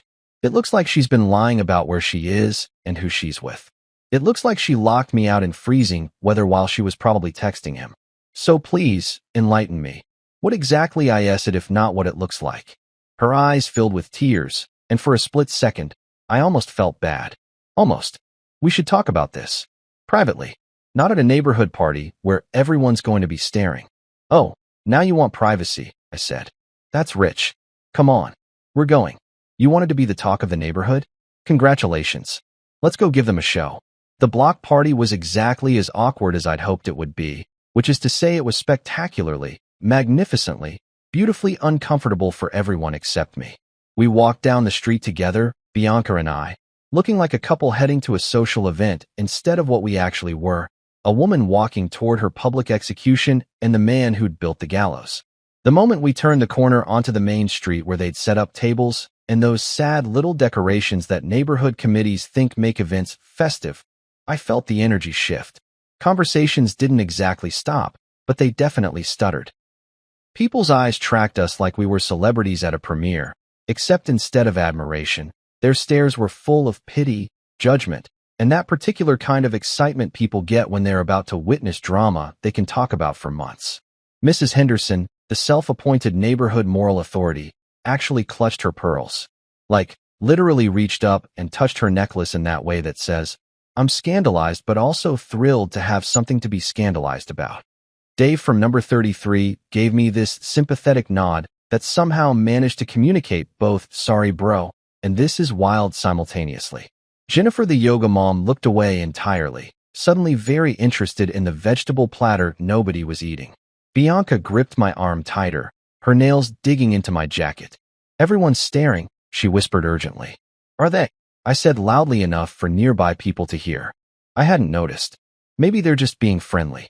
We made it to the food table, and I loaded up a plate with potato salad and whatever casserole the Johnsons had brought that looked like it contained 17 types of cheese and zero nutritional value. Bianca didn't take anything, just stood there looking like she wanted the earth to open up and swallow her whole, which honestly, fair reaction given the circumstances. Tyler appeared at my elbow, beer in hand, looking like he'd been waiting for us to arrive. Hey man, he said, clapping me on the shoulder with just a bit too much force. How you holding up? Oh, you know, I said, taking a bite of casserole. Living the dream. Saturdays are great. Bianca excused herself to go to the bathroom, practically running toward the community center building, and the second she was out of earshot, Tyler leaned in. Dude, she looks miserable. Does she? I watched her retreating form. Huh, weird. Over the next hour, I watched Bianca's social life collapse in real time, and it was honestly more entertaining than anything Netflix had produced all year. Her friend group, those women she'd done book club with, gone to brunch with, posted Instagram stories with, they all suddenly remembered they had somewhere else to be. One by one, they made excuses and left. Oh, I forgot I have a thing. My kid just texted, emergency. I think I left my oven on. Her cousin Sarah, actual cousin, not the fake Oregon one, straight up unfollowed her on social media right there at the party, and I know this because she announced it loudly while standing near the dessert table. I just can't support that kind of behavior, Sarah declared to anyone listening, which was everyone because the whole party had basically become a referendum on Bianca's life choices. The salon owner, Rita, who'd been doing Bianca's hair for 3 years, pulled out her phone and started scrolling through her appointment book. I didn't have to hear the conversation to know what was happening. She was finding creative ways to be fully booked for the foreseeable future. Bianca's hair appointments were apparently getting rescheduled to sometime around 2047. Meanwhile, I was having the time of my life. People kept coming up to me with sympathy and support, treating me like I was some kind of wounded hero instead of the architect of this entire situation. You deserve better, Mrs. Patterson told me, handing me a brownie. She never deserved you, Mike with the loud dog said, offering me a beer. Even Gerald from work showed up. Apparently he lived in the neighborhood. Who knew? And for once, his presence wasn't completely annoying. Linda arrived fashionably late, as planned, carrying a tray of brownies that were, by all accounts, incredible. She gave me the tiniest wink as she passed, so subtle nobody else would have noticed, and I had to suppress a smile. This woman had helped orchestrate a social takedown with the precision of a military operation, all while maintaining perfect plausible deniability and bringing baked goods. Icon behavior. Bianca finally emerged from wherever she'd been hiding and found me surrounded by supportive neighbors. Her face was red, her eyes puffy, and she looked like someone who'd finally realized that actions have consequences, and sometimes those consequences involve becoming a social pariah at a community potluck. Can we go home? She asked quietly, and there was no fight left in her voice. Just defeat. Already, I said, checking my watch. We just got here an hour ago. Don't you want to stay? Catch up with your friends. I gestured to the general area where her former friend group had been, now conspicuously empty. Please, she said, and it came out almost like begging. I looked around at the party, at all these people who now knew the truth, at the kingdom Bianca had built for herself crumbling faster than a sandcastle at high tide. Yeah, I said finally. Let's go home. We walked back in silence, and I could feel her shame radiating off her like heat. By Monday, I knew things would be even worse. The gossip would spread beyond our neighborhood. Her workplace would probably hear about it. That gym where Marcus worked? Someone would definitely make sure they knew. The social consequences were just beginning, and I hadn't even filed for divorce yet. Back home, I made myself comfortable on the couch while Bianca disappeared upstairs, probably to cry or call Marcus or Google how to recover from public humiliation. I pulled out my phone and texted Linda. Mission accomplished. She responded immediately. Told you. Never go halfway. I smiled, turned on the TV, and settled in. For the first time in months, possibly years, I felt completely at peace. My wife's world was falling apart, and mine? Mine was just beginning. 2 weeks later, I moved into a small downtown loft. Nothing fancy, just a studio with exposed brick and windows that actually let in sunlight, which was more than I could say about the emotional darkness I'd been living in for months. The divorce papers were filed, the house was going on the market, and I was officially starting over. 34 years old and rebuilding from scratch, but honestly, I'd never felt lighter. I decided to throw a housewarming party, small, intimate, just real people who'd actually been there for me. Tyler showed up with beer and terrible advice about dating apps. A few coworkers came, some neighbors from the old block who'd taken my side, and Linda, of course, who brought wine that probably cost more than my security deposit. The place was filled with music, laughter, and actual genuine conversation. No more fake smiles, no more pretending everything was fine, no more walking on eggshells around someone who'd checked out of our marriage months ago. Just real people, real connections, and the kind of peace that comes from finally being honest about your life. Halfway through the evening, Linda appeared at my elbow with that knowing smile. "She's downstairs," she said quietly, nodding toward the window. I walked over and looked down at the street. There was Bianca, standing on the sidewalk, staring up at my building with this lost expression. She looked smaller somehow, like the weight of consequences had physically diminished her. She was trying to recognize the man I'd become, someone who wasn't waiting around to be treated like an option anymore. The irony wasn't lost on me. For the first time in our entire relationship, I had the key, the warm house, the party, the life. And she was the one standing outside in the cold, locked out, irrelevant. I didn't feel angry looking at her.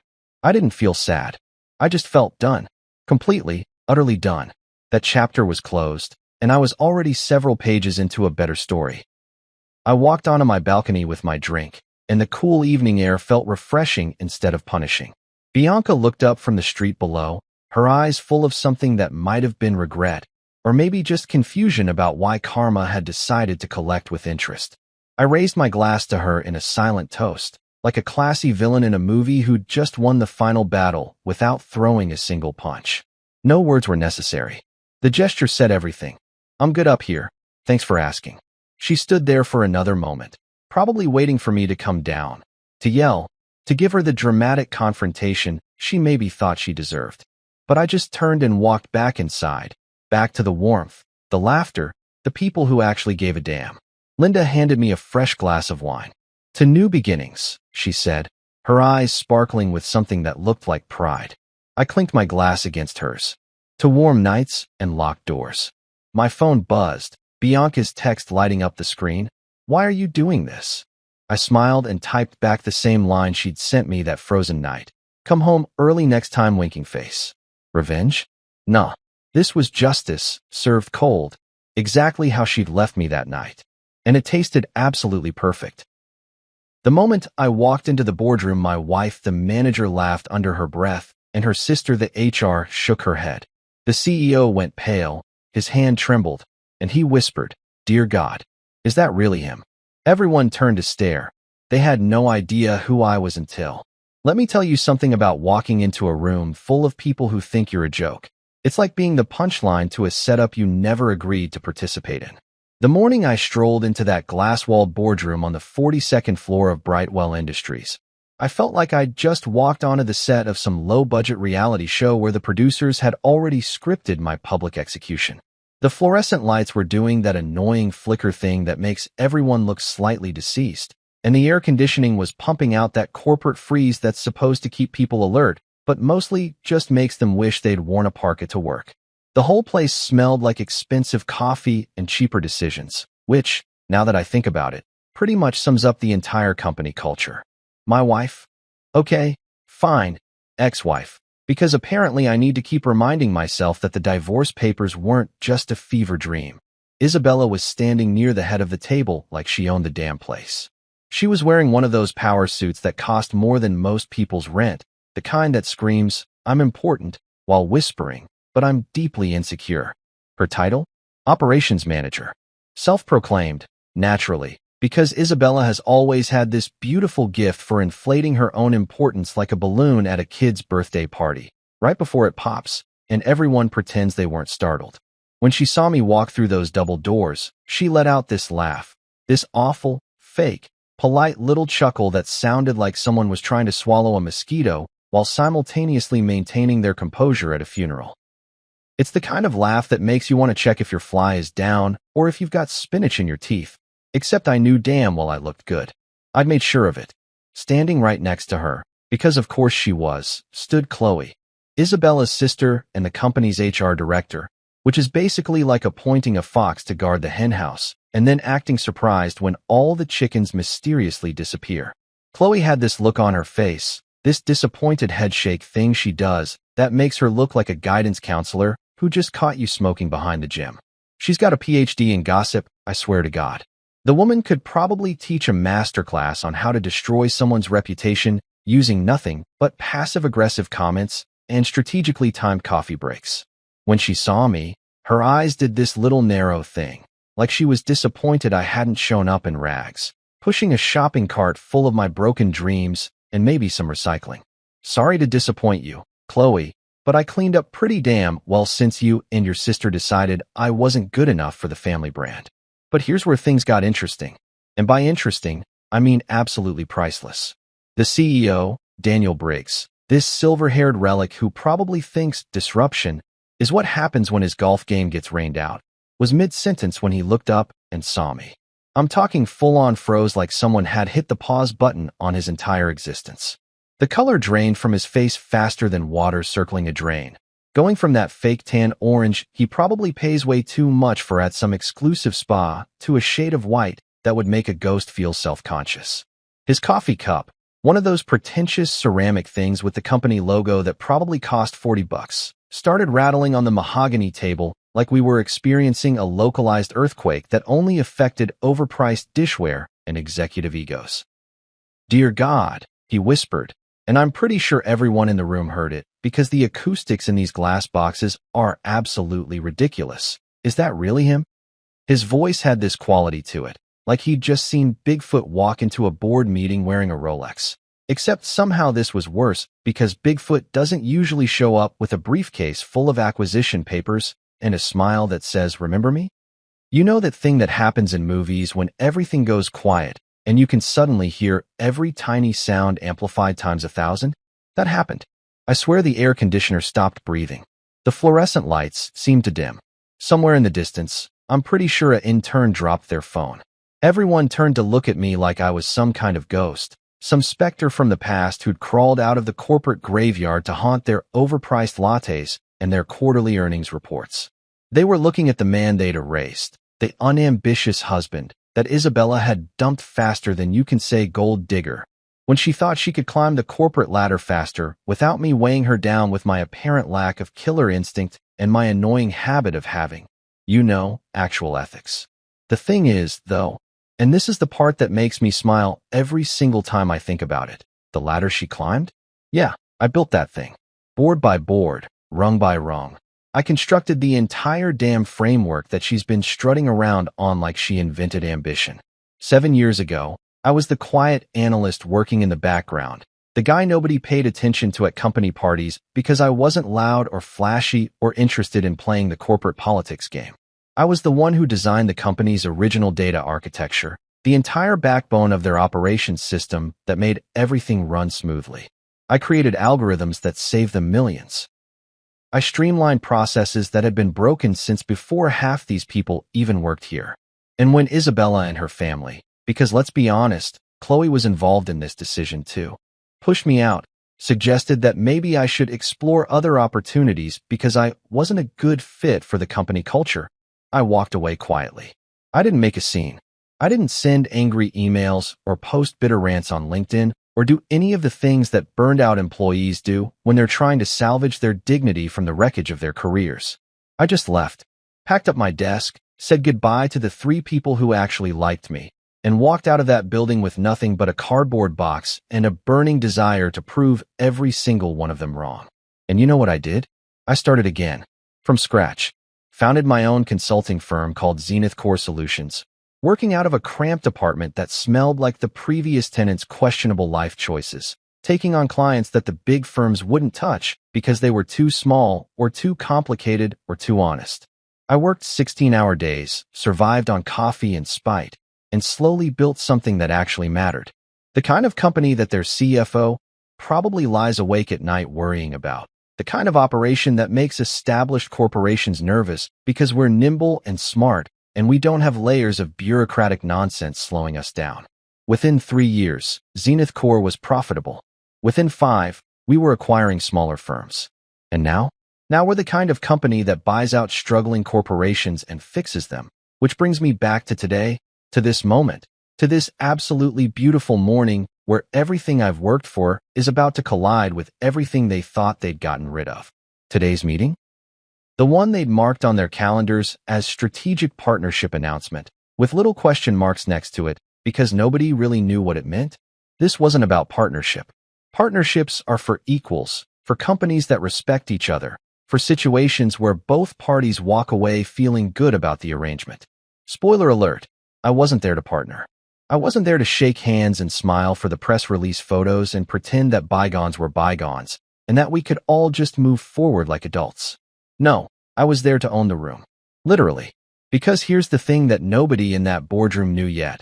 The beautiful secret that was about to detonate like a bomb made of karma and spreadsheets. I didn't just show up as some hotshot consultant offering my services. I showed up as their new owner, the majority stakeholder, the guy who, through a series of completely legal and utterly satisfying business maneuvers, now controlled 72% of Brightwell Industries and everything in it, including Isabella's fancy office with the view she probably posts on Instagram every other week, Chloe's HR department that she runs like her personal gossip column, and Daniel's executive parking spot that I'm definitely keeping for myself because heated seats are non-negotiable. I watched them all staring at me, their faces cycling through confusion and recognition and dawning horror like they were experiencing the 5 stages of grief in Fast Forward, and I felt something I hadn't felt in 7 years. Pure, unfiltered satisfaction. Not revenge, exactly, because that sounds petty and small. This was justice. This was the universe finally balancing the scales. This was every person who'd ever been underestimated, overlooked, or pushed aside getting to walk back into the room and say, "Remember me? Yeah, I remember you too," and I brought receipts. I adjusted my tie, set my briefcase down on the polished table that probably cost more than a used car, and smiled the kind of smile that says everything without saying anything at all. The kind of smile that means, buckle up, because the next hour of your life is going to be absolutely unforgettable, and not in the way you're hoping. "Good morning, everyone," I said, my voice cutting through the silence like a knife through butter that's been sitting out too long. I hope I'm not late. Traffic was terrible, but then again, when you own the company, I suppose you can make your own hours, can't you? And just like that, the show began. The whole beautiful disaster actually started about 6 months before that glorious boardroom moment, and it began the way most modern miracles do, with an email that I almost didn't open. I was sitting in my office at Zenith Core, which by that point had grown from that sketchy apartment setup into an actual legitimate space with floor-to-ceiling windows and furniture that didn't come from a going-out-of-business sale. It was around 11 at night because that's when I do my best work, when the rest of the world has clocked out and gone home to their families and their Netflix binges and their blissful ignorance of how the business world actually operates.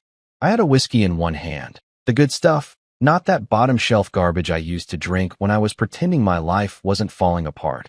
And I was scrolling through my inbox, deleting the usual garbage about limited-time offers and revolutionary marketing strategies that are never actually revolutionary. Then I saw it. Subject line, acquisition proposal, urgent. Now, I get emails like this probably 3 times a week from companies that are either legitimately struggling or just fishing for suckers with deep pockets and shallow critical thinking skills. Most of them go straight to trash because I learned a long time ago that urgent in a subject line usually means we've been ignoring this problem for 6 months and now we're panicking. But something about this one made me pause. Maybe it was the whiskey talking, or maybe it was that sixth sense you develop after years of swimming with corporate sharks, but I clicked it open anyway.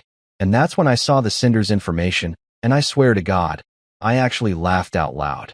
Not a polite chuckle, a full-on, throw your head back, scare the cleaning lady down the hall kind of laugh that probably made me sound like a supervillain who'd just discovered his nemesis was actually an idiot.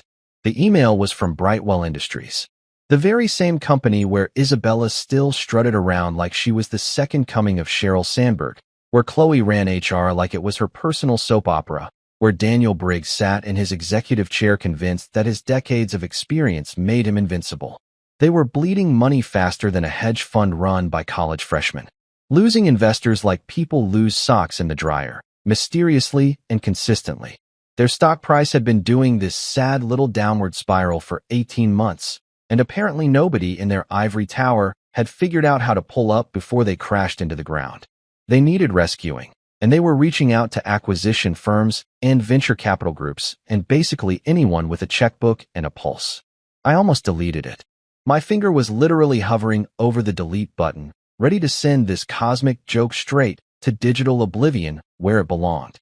Then I scrolled down and saw the signature at the bottom of the email, Daniel Briggs, CEO. The same Daniel Briggs who once told me during a staff dinner, back when I was still married and still naive enough to think that hard work mattered more than politics, that some people are built for leadership and others are built for support. He'd said it while cutting his steak, not even looking at me, like he was commenting on the weather or the stock market or something equally impersonal. He'd meant it as a compliment to Isabella, who was sitting there glowing like she'd just won an Oscar, but what he was really saying was that I was the help. That my role was to fade into the background while other people took credit for my work. That I was, essentially, forgettable. Oh, Daniel, you sweet, unobservant fossil. You absolute relic of an era when arrogance could pass for wisdom and condescension could masquerade as mentorship. I took a long sip of my whiskey, read the email 3 more times just to make sure I wasn't hallucinating from exhaustion, and then I did what any reasonable person would do in my situation. I started planning the most satisfying business acquisition of my entire career. Because this wasn't just about money or market share or adding another trophy to the shelf. This was about proving a point so loudly that they'd hear it from space. Long story short, because the actual mechanics of corporate acquisition are boring enough to make paint drying look like an action movie, I bought them. Well, not directly, because that would have been too obvious, and where's the fun in that? I did it quietly, carefully, like a surgeon removing a tumor, except the tumor was their entire management structure, and the surgery was going to be performed in front of an audience. I used subsidiaries with names that sounded legitimate but meant absolutely nothing. Phoenix Capital Holdings, Summit Investment Group, Clearwater Strategic Partners. I set up shell companies that existed only on paper and in the kind of legal documents that would make your eyes glaze over after the first paragraph. I orchestrated mergers and acquisitions through third parties who had no idea they were working for me, who thought they were just doing routine business deals for anonymous investors who wanted to stay out of the spotlight. And the whole thing was written in language so mind-numbingly dull that I'm convinced nobody under the age of 50 would ever actually read it. Pages and pages of whereas and heretofore and party of the first part, and all that legal garbage that makes you want to fake your own death just to get out of finishing the document. It was beautiful. It was art. It was the corporate equivalent of hiding a bomb inside a fruitcake and watching someone unwrap it on Christmas morning.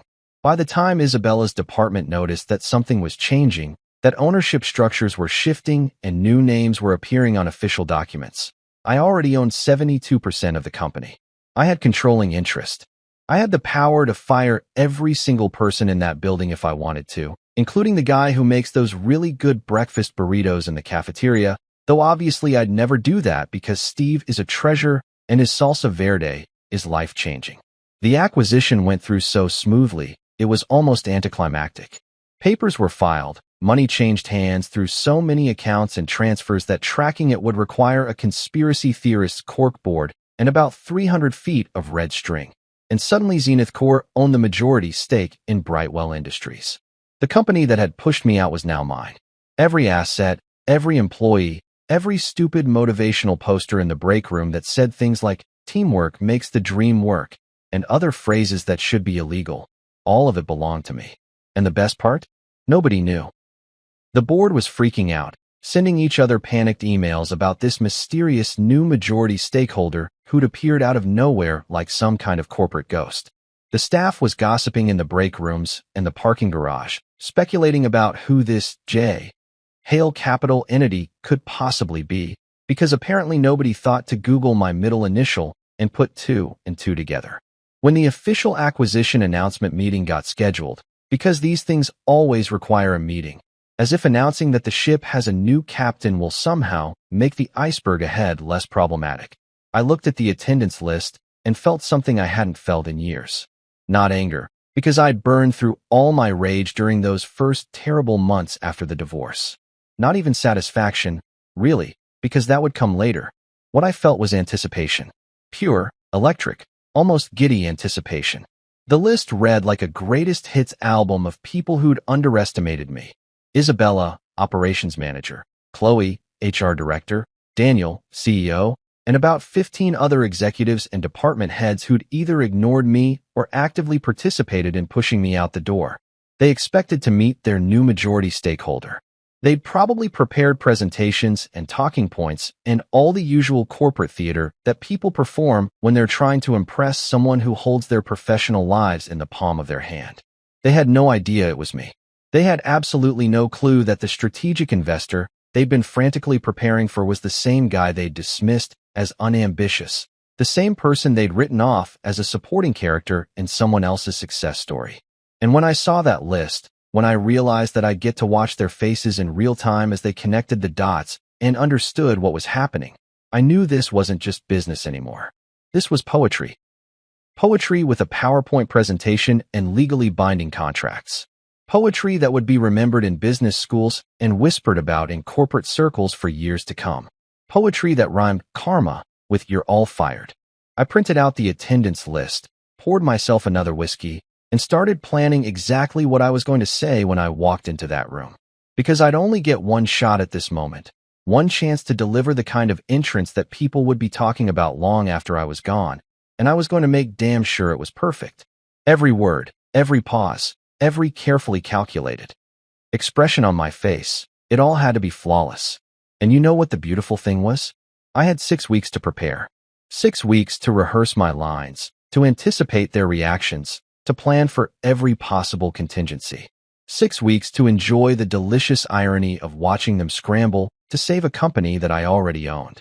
It was like watching someone frantically bail water out of a boat that you'd already towed to shore, except they were too panicked to look up and notice.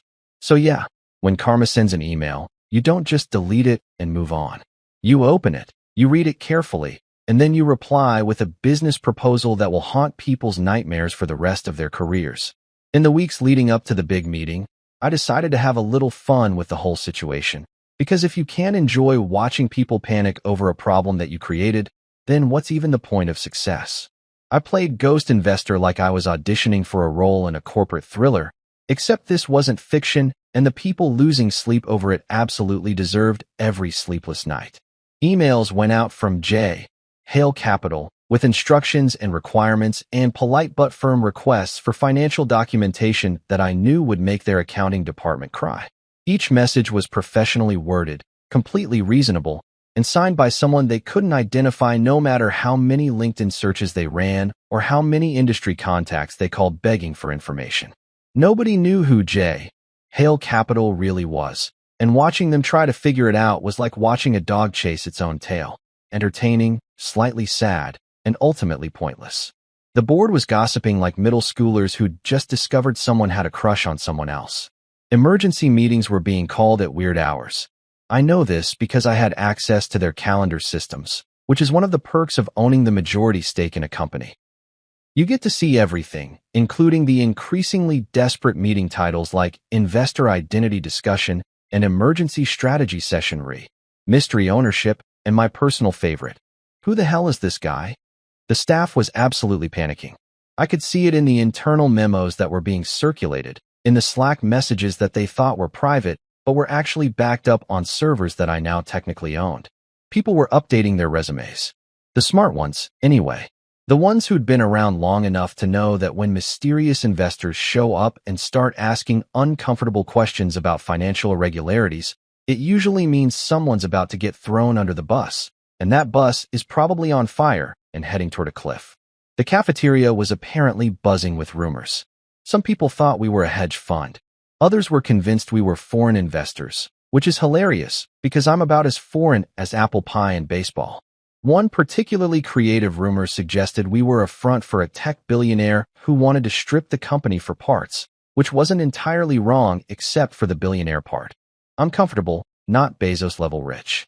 And then there was Chloe, bless her gossiping heart, who sent out a company-wide memo that I'm pretty sure violated about 17 different professional communication guidelines.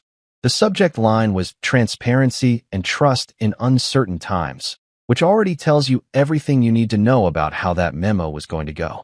She wrote this whole thing about how mystery ownership could potentially be a scam, how everyone should remain calm but vigilant, and how HR was monitoring the situation closely, as if HR monitoring anything had ever solved a single problem in the history of human resources departments.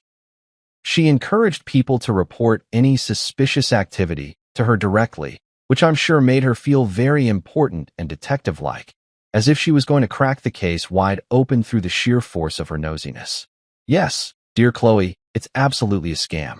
The kind of scam where karma uses legal stationery and legitimate business practices and completely above-board acquisition strategies that would hold up in any court in the country.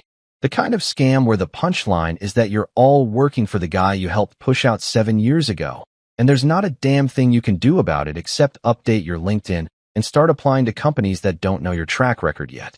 I saved that memo, by the way, printed it out, and put it in a frame because someday, when I'm old and gray and telling war stories to whoever will listen, I want physical proof that this level of oblivious irony actually existed. My lawyer, Lucas Gray, and God bless this man because he's an unfiltered genius with the patience of a caffeinated squirrel and the moral flexibility of a yoga instructor, handled everything on the legal side. Lucas is the kind of lawyer who bills $400 an hour and is somehow worth every penny because he thinks 3 steps ahead of everyone else and has absolutely no filter when it comes to telling rich people that their ideas are stupid. We met at a conference about 5 years ago, bonded over our mutual disdain for corporate doublespeak, and he's been my legal consigliere ever since. When I first told him about the Brightwell situation, he literally rubbed his hands together like a cartoon villain and said, "Oh, this is going to be good." One afternoon, about 3 weeks before the big reveal, Lucas and I were sitting in my office going over the final paperwork. He was drinking an espresso that probably had enough caffeine to kill a small horse, and I was pretending to focus on contracts while mostly just enjoying the mental image of what was coming. Lucas looked up from his laptop, pushed his glasses up his nose in that way he does when he's about to say something either brilliant or completely inappropriate, and asked, "So you're really going to let your ex find out in person? Not even a courtesy heads-up email?" "Absolutely," I said, and I'm pretty sure I smiled like someone who'd just won the lottery except instead of money. The prize was existential dread for people who deserved it. If I could frame the look on her face and hang it in my office, I would. Maybe get it printed on canvas, really make it a statement piece. Lucas grinned, and it was the kind of grin that defense attorneys probably have nightmares about. "You're terrifying," he said, taking another sip of his liquid anxiety. "I love it. This is why I went to law school. Not to write wills for old ladies or defend white-collar criminals who definitely did it, but for moments like this, for legally sanctioned revenge that will probably end up as a case study somewhere." We spent the next hour filing the final transfer papers, making absolutely sure that every single detail was airtight, that there were no loopholes or technicalities that could come back to bite us. Everything went through a holding firm that we'd set up specifically for this purpose, named Zenith Core Group LLC, which was close enough to my actual company name that I'd remember it, but vague enough that nobody would immediately make the connection. The paperwork was dense, boring, and absolutely bulletproof. We used language that had been vetted by 3 different legal teams, structured the acquisition in a way that had been done 1,000 times before by legitimate companies, and made sure that when someone eventually did try to challenge it, because someone always tries to challenge these things, they'd find nothing but properly filed documents and legally sound business practices. The moment the final papers cleared, which happened on a Tuesday afternoon at approximately 3:17 p.m. according to the timestamp on the confirmation email, Brightwell's entire management team unknowingly started working for me. Every executive, every department head, every smug middle manager who'd ever looked at me like I was furniture, they were all now my employees. I owned their professional lives. I controlled their budgets. I had the power to approve or deny their vacation requests, which is petty but also kind of hilarious when you think about it. Isabella's fancy salary that she probably bragged about at dinner parties? I was now the one who approved it. Chloe's HR department that she ran like her personal fiefdom? Mine. Daniel's executive compensation package that probably included things like country club memberships and a car allowance? All mine to review and potentially revoke. Lucas and I sat there in my office after the confirmation came through, and he raised his espresso cup like he was toasting at a wedding. To poetic mergers and miserable exes, he said, and the absolutely deranged look of joy on his face probably mirrored my own. We clinked his tiny espresso cup against my whiskey glass, which was objectively ridiculous but felt completely appropriate for the occasion. You know what the best part is? I asked, leaning back in my chair and putting my feet up on the desk like I was some kind of movie mogul, which I guess I kind of was now. They have no idea. They're walking around that building right now, probably having meetings about how to impress the mystery investor, how to put their best foot forward, how to convince this unknown entity that they're worth keeping around. And the whole time, they're preparing presentations for me. Lucas laughed, the kind of laugh that suggested he was already imagining the look on their faces. How much prep are you doing for the big meeting? He asked. Please tell me you've been rehearsing your entrance. This is too good to wing it. Lucas, I've been rehearsing my entrance since the day I got that email, I said. I've got 3 different versions depending on how the room feels when I walk in. I've practiced my facial expressions in the mirror like I'm preparing for an audition. I've timed out exactly how long to pause before speaking to maximize the awkward silence. This is going to be perfect. He shook his head, still grinning. You're either going to go down in business history as a legend, or you're going to get sued so hard that your great-grandchildren will still be paying legal fees. Possibly both. Worth it, I said, and I meant it. Because here's the thing about revenge, or justice, or whatever you want to call what I was doing. It's not just about the destination. It's about the journey.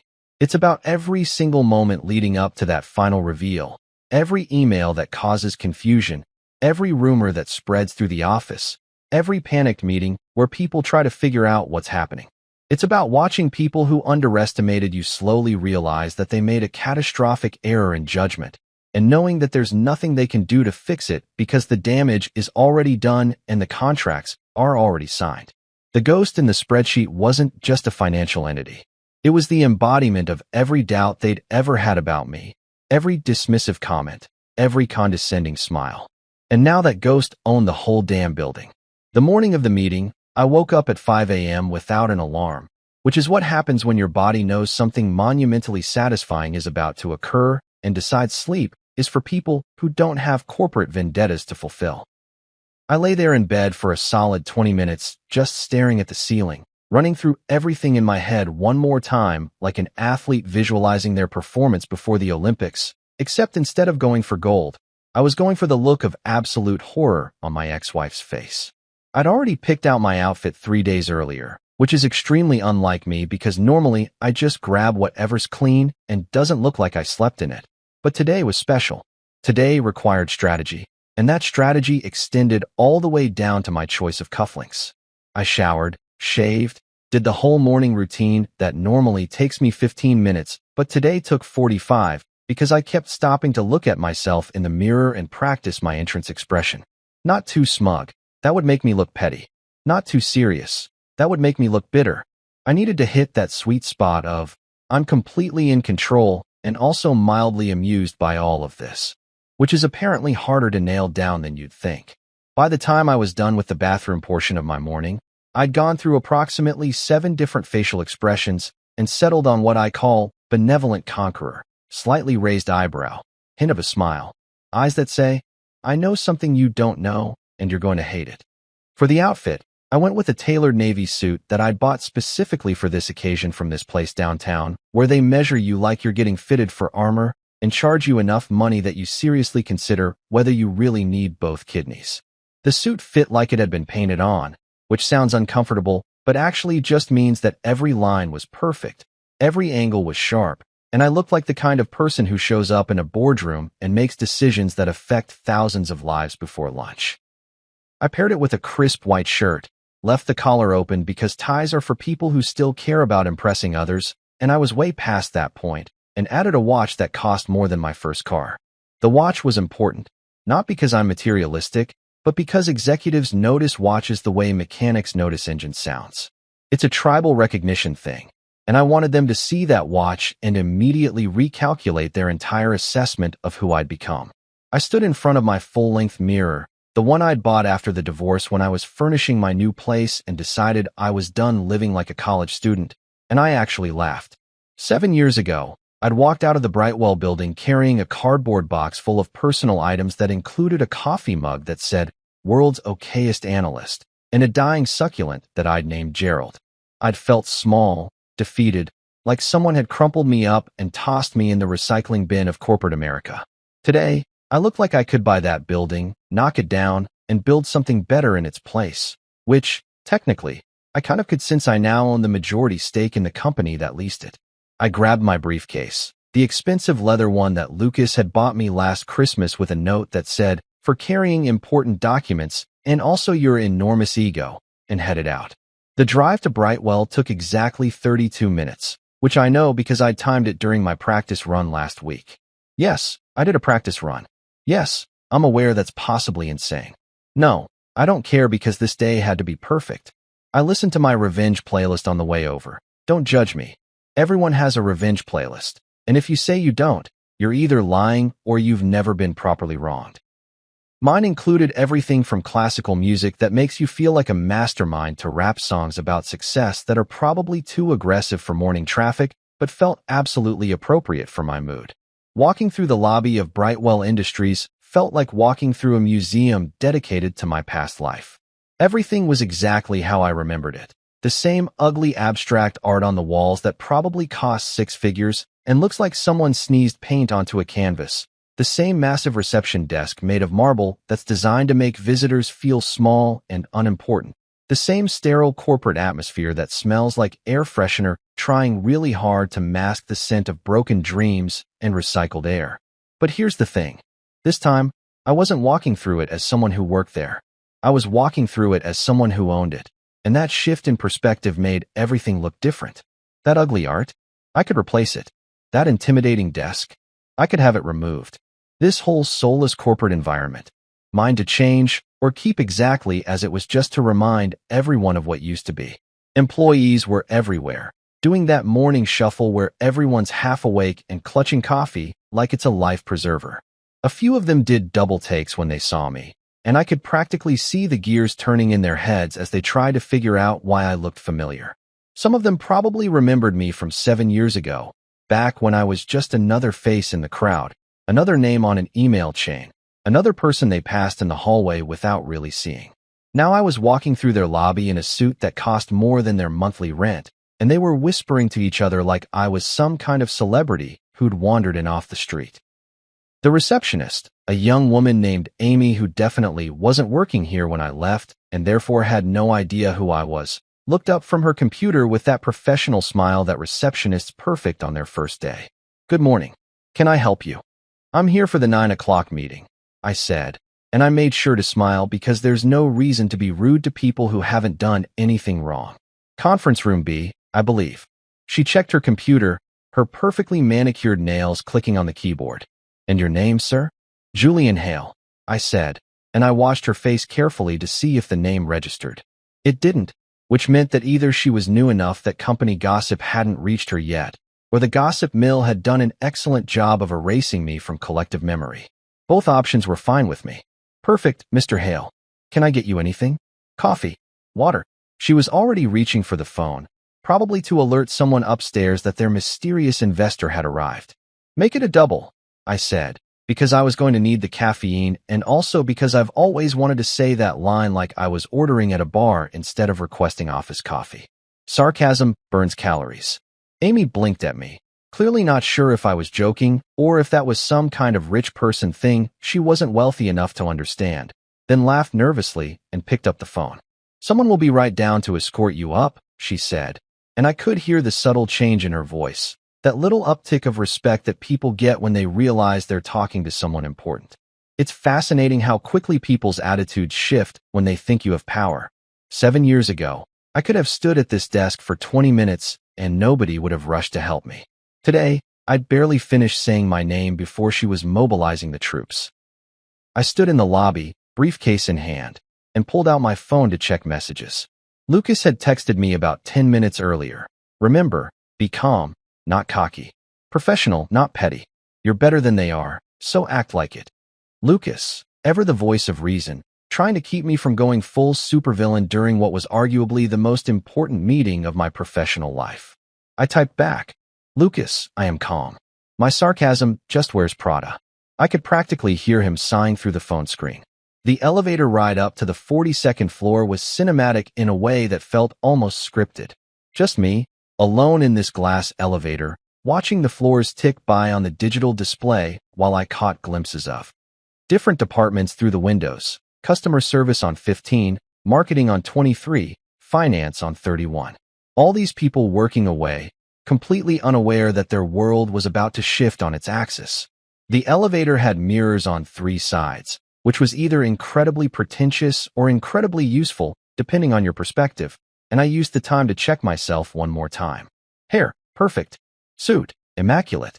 Expression, somewhere between, I'm here to help, and I'm here to ruin your day. Nailed it.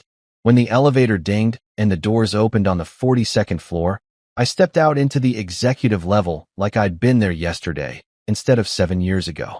Everything was nicer up here, thicker carpet, better lighting, actual plants instead of plastic ones. This is where the real money worked, where decisions got made over catered lunches and handshake deals that affected thousands of employees who'd never set foot on this floor.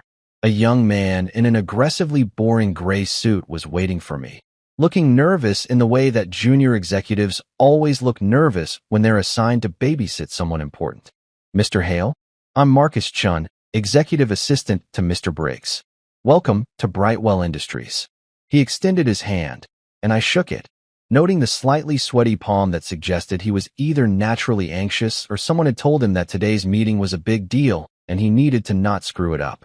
Pleasure, I said, because one-word responses make people uncomfortable, and I was collecting small moments of discomfort like Pokemon cards. Marcus led me down the hallway toward the conference room, and I could see people peering out of their offices as we passed, trying to get a look at the mysterious investor who'd bought up most of their company. I kept my expression neutral, my stride confident, my whole demeanor radiating the kind of energy that said, I belong here more than you do. We turned a corner, and there it was, Conference Room B, with its glass walls and its view of the city and its table that probably seated 20 people comfortably. Through the glass, I could see them all waiting.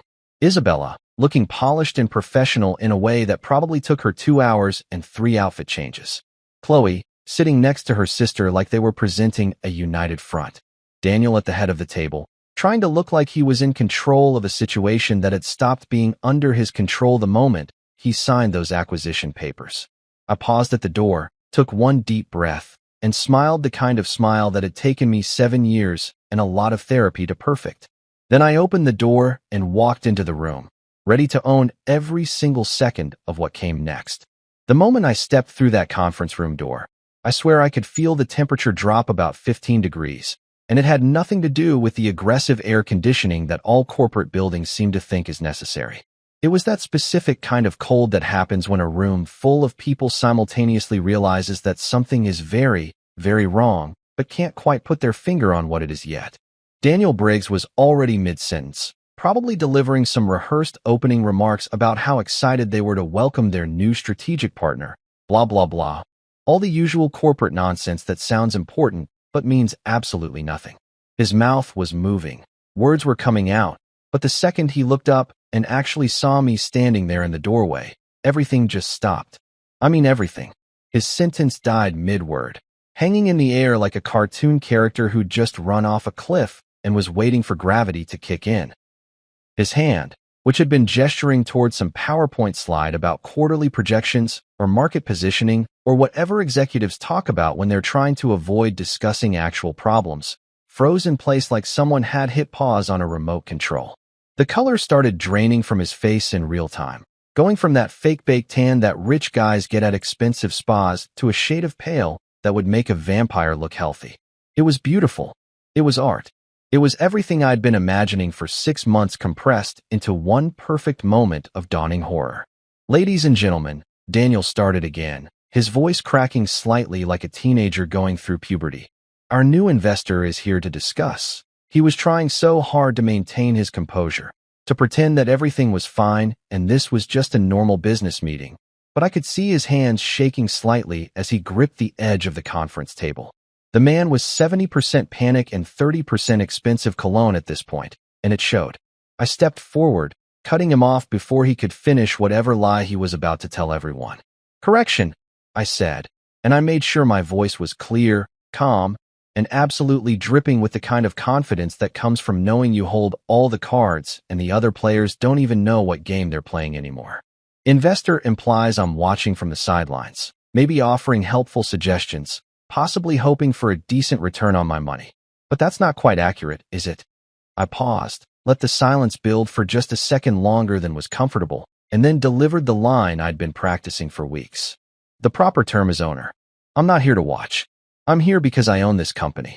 You know that sound a pen makes when someone's gripping it too hard and it just snaps in half? That's the sound that came from Chloe's direction. I didn't even have to look at her to know that she'd just broken whatever she was holding, probably out of sheer shock or rage, or that special combination of both that happens when your brain can't process what it's hearing. Around the table, various executives and department heads were having what I can only describe as a collective malfunction. Mouths hanging open like they were trying to catch flies. Eyes wide enough that I was worried about people's contact lenses falling out. One guy, some middle manager from accounting whose name I couldn't remember and didn't care to learn, was literally frozen with his coffee cup halfway to his mouth, probably trying to figure out if this was real life or if he'd accidentally taken the wrong medication that morning. Isabella went pale first, then her face flushed red, then it settled somewhere in between like her body couldn't decide whether to faint or explode. But then, and this is why I divorced her in the first place, she pulled out that fake PR smile that she uses when she's trying to pretend everything is fine while internally screaming. It's the same smile she used when her mother criticized her cooking at Thanksgiving.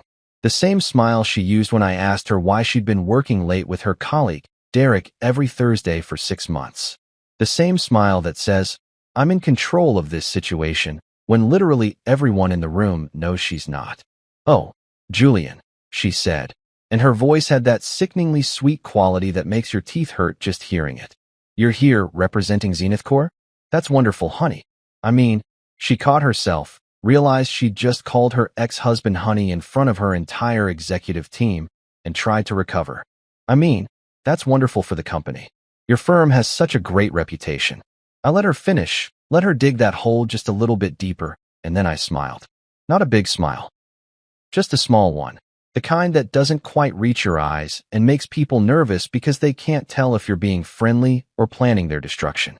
"No, Isabella," I said, and I took genuine pleasure in watching her face as I continued. "I'm not representing Zenith Corp. I am Zenith Corp. The company you're thinking of, the consulting firm with the great reputation, that's mine. I built it. I own it.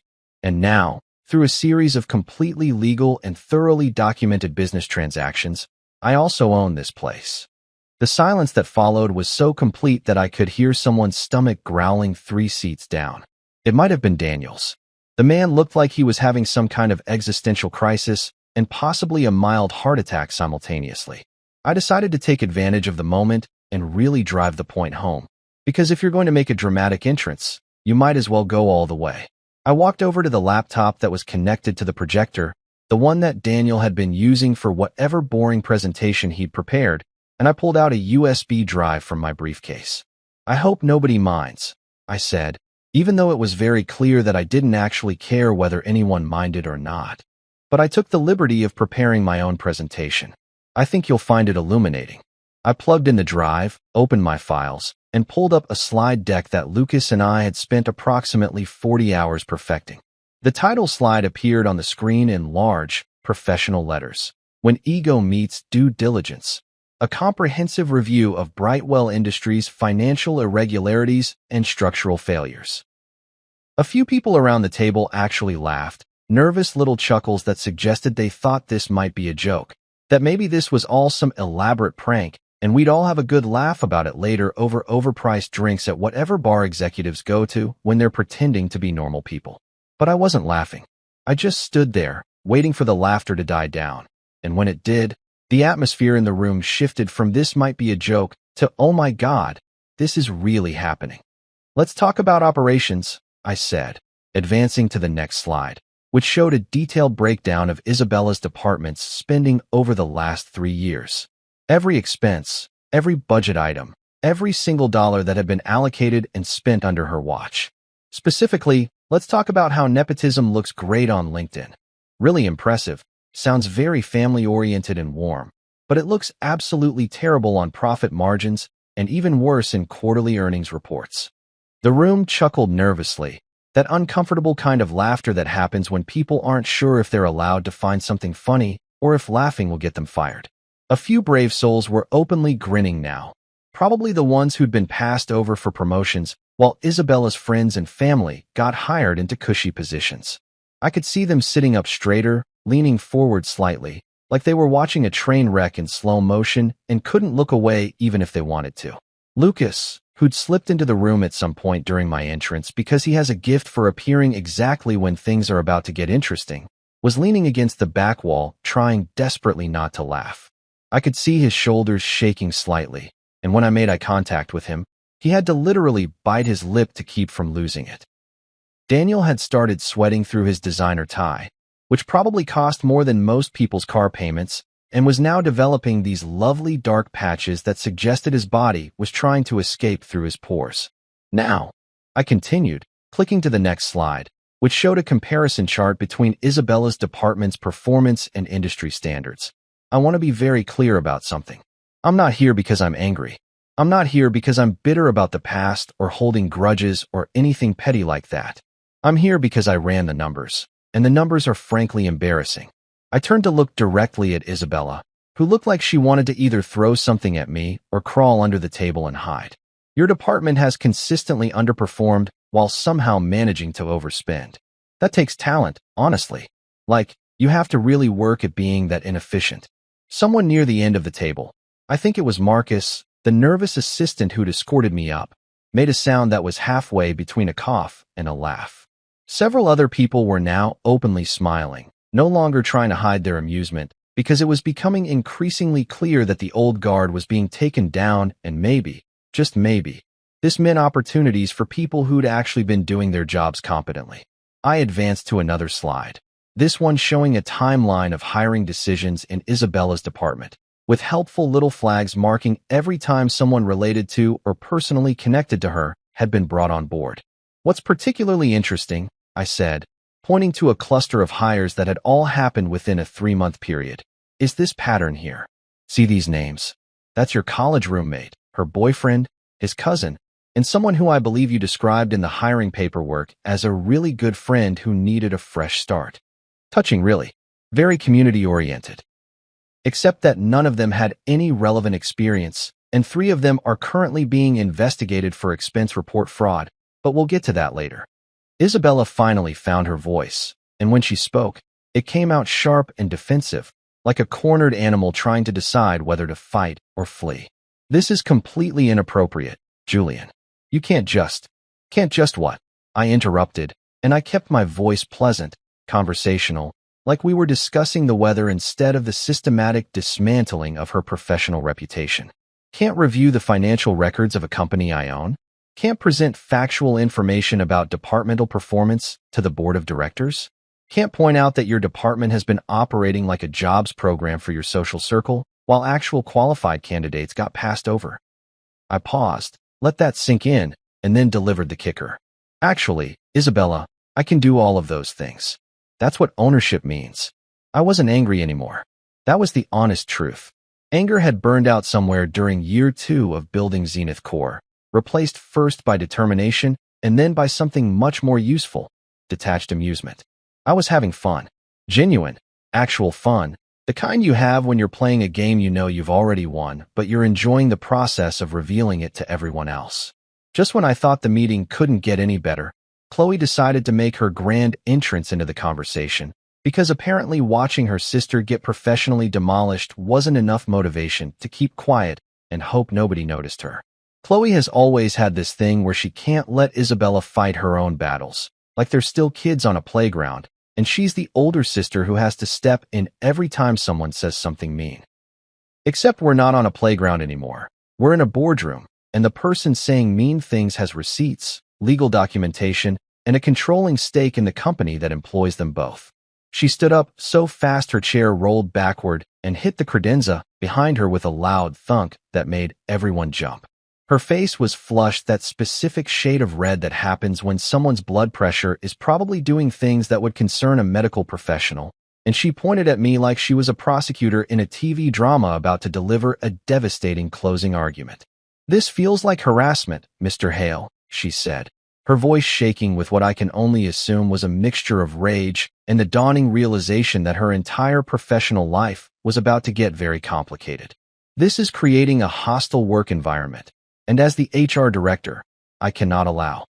"Oh, I'm sorry," I said, cutting her off mid-sentence and putting on my best expression of shocked innocence, the one I'd practiced specifically for this moment. "Is honesty against company policy now? Because if it is, that's a fascinating development. I must have missed that particular memo during your diversity and inclusion seminar." I paused, let that sink in for a second, and then continued. "You know, the one where you spent 45 minutes talking about creating safe spaces for authentic communication, and then the rest of the day making sure nobody actually communicated anything authentic because it might hurt someone's feelings." A few people around the table tried to disguise their laughter as coughs, but they weren't fooling anyone. There's a specific sound that happens when someone's trying not to laugh in a professional setting. It's like a sneeze mixed with a hiccup, and it's absolutely unmistakable. I could see shoulders shaking, people suddenly becoming very interested in their notepads, one woman literally biting the inside of her cheek, so hard I was worried she might draw blood. Even Marcus, the nervous assistant who'd escorted me up here, had his hand over his mouth like he was thoughtfully considering what I'd said, but his eyes were crinkled at the corners in a way that suggested he was absolutely loving every second of this. Chloe looked like she wanted to spontaneously combust, which would have been inconvenient for the cleaning staff, but extremely satisfying for me personally. She opened her mouth to respond, probably to cite some HR regulation that she thought would shut me down, but I was already moving on because I'd prepared for this exact moment. I pulled out a printed chart from my briefcase. Yes, I brought physical copies because there's something about holding actual paper that makes accusations feel more real, more tangible, more impossible to dismiss as digital manipulation. "This," I said, holding up the document so everyone could see it even though most of them couldn't actually read the text from where they were sitting, "is a record of payroll adjustments signed by you, Chloe. Every single one of them. Dated, approved, processed through the system with your electronic signature on the authorization forms." I walked over to the projector and placed the document on the surface, and it appeared on the screen behind me in glorious high-definition detail. Now, what's really interesting about these adjustments, and by interesting, I mean potentially illegal, is the timing. I advanced to a new slide that showed a timeline of the company's financial performance overlaid with Chloe's payroll adjustments. The correlation was so obvious that even someone who'd never taken a business class could see it. See these red sections? Those represent quarters where the company was operating at a deficit, losing money.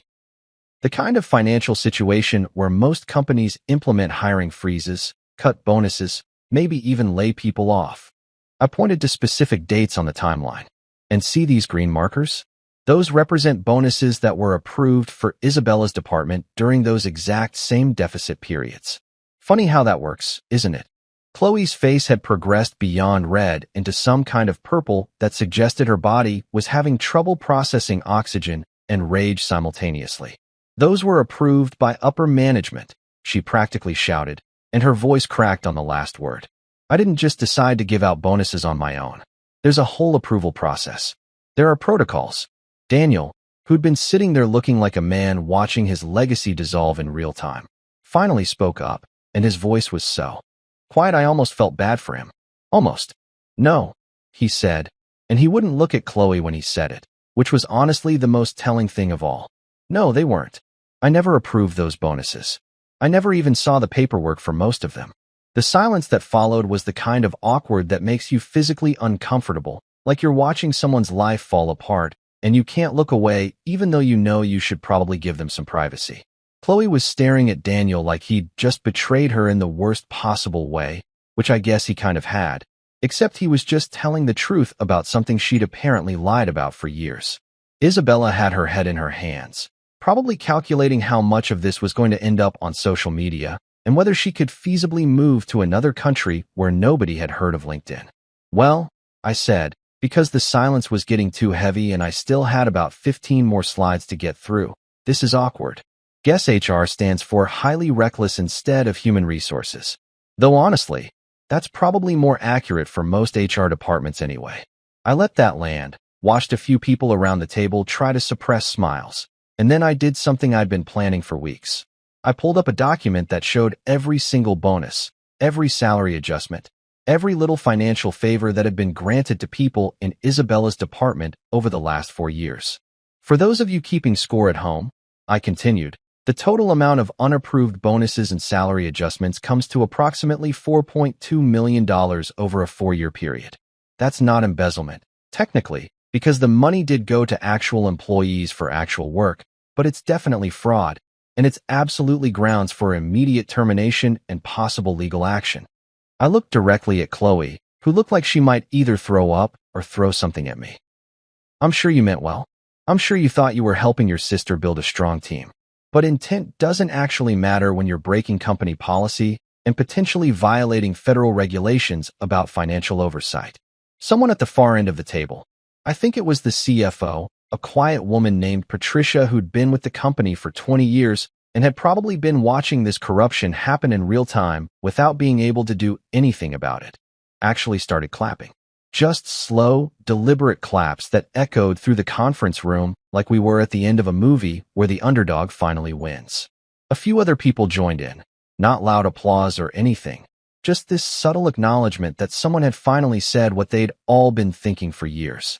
Chloe looked around the room, seemed to realize that she had exactly 0 allies left, and tried one more desperate tactic. You can't prove any of this was intentional, she said, but her voice had lost all its conviction. You can't prove that I knew those approvals hadn't been properly authorized.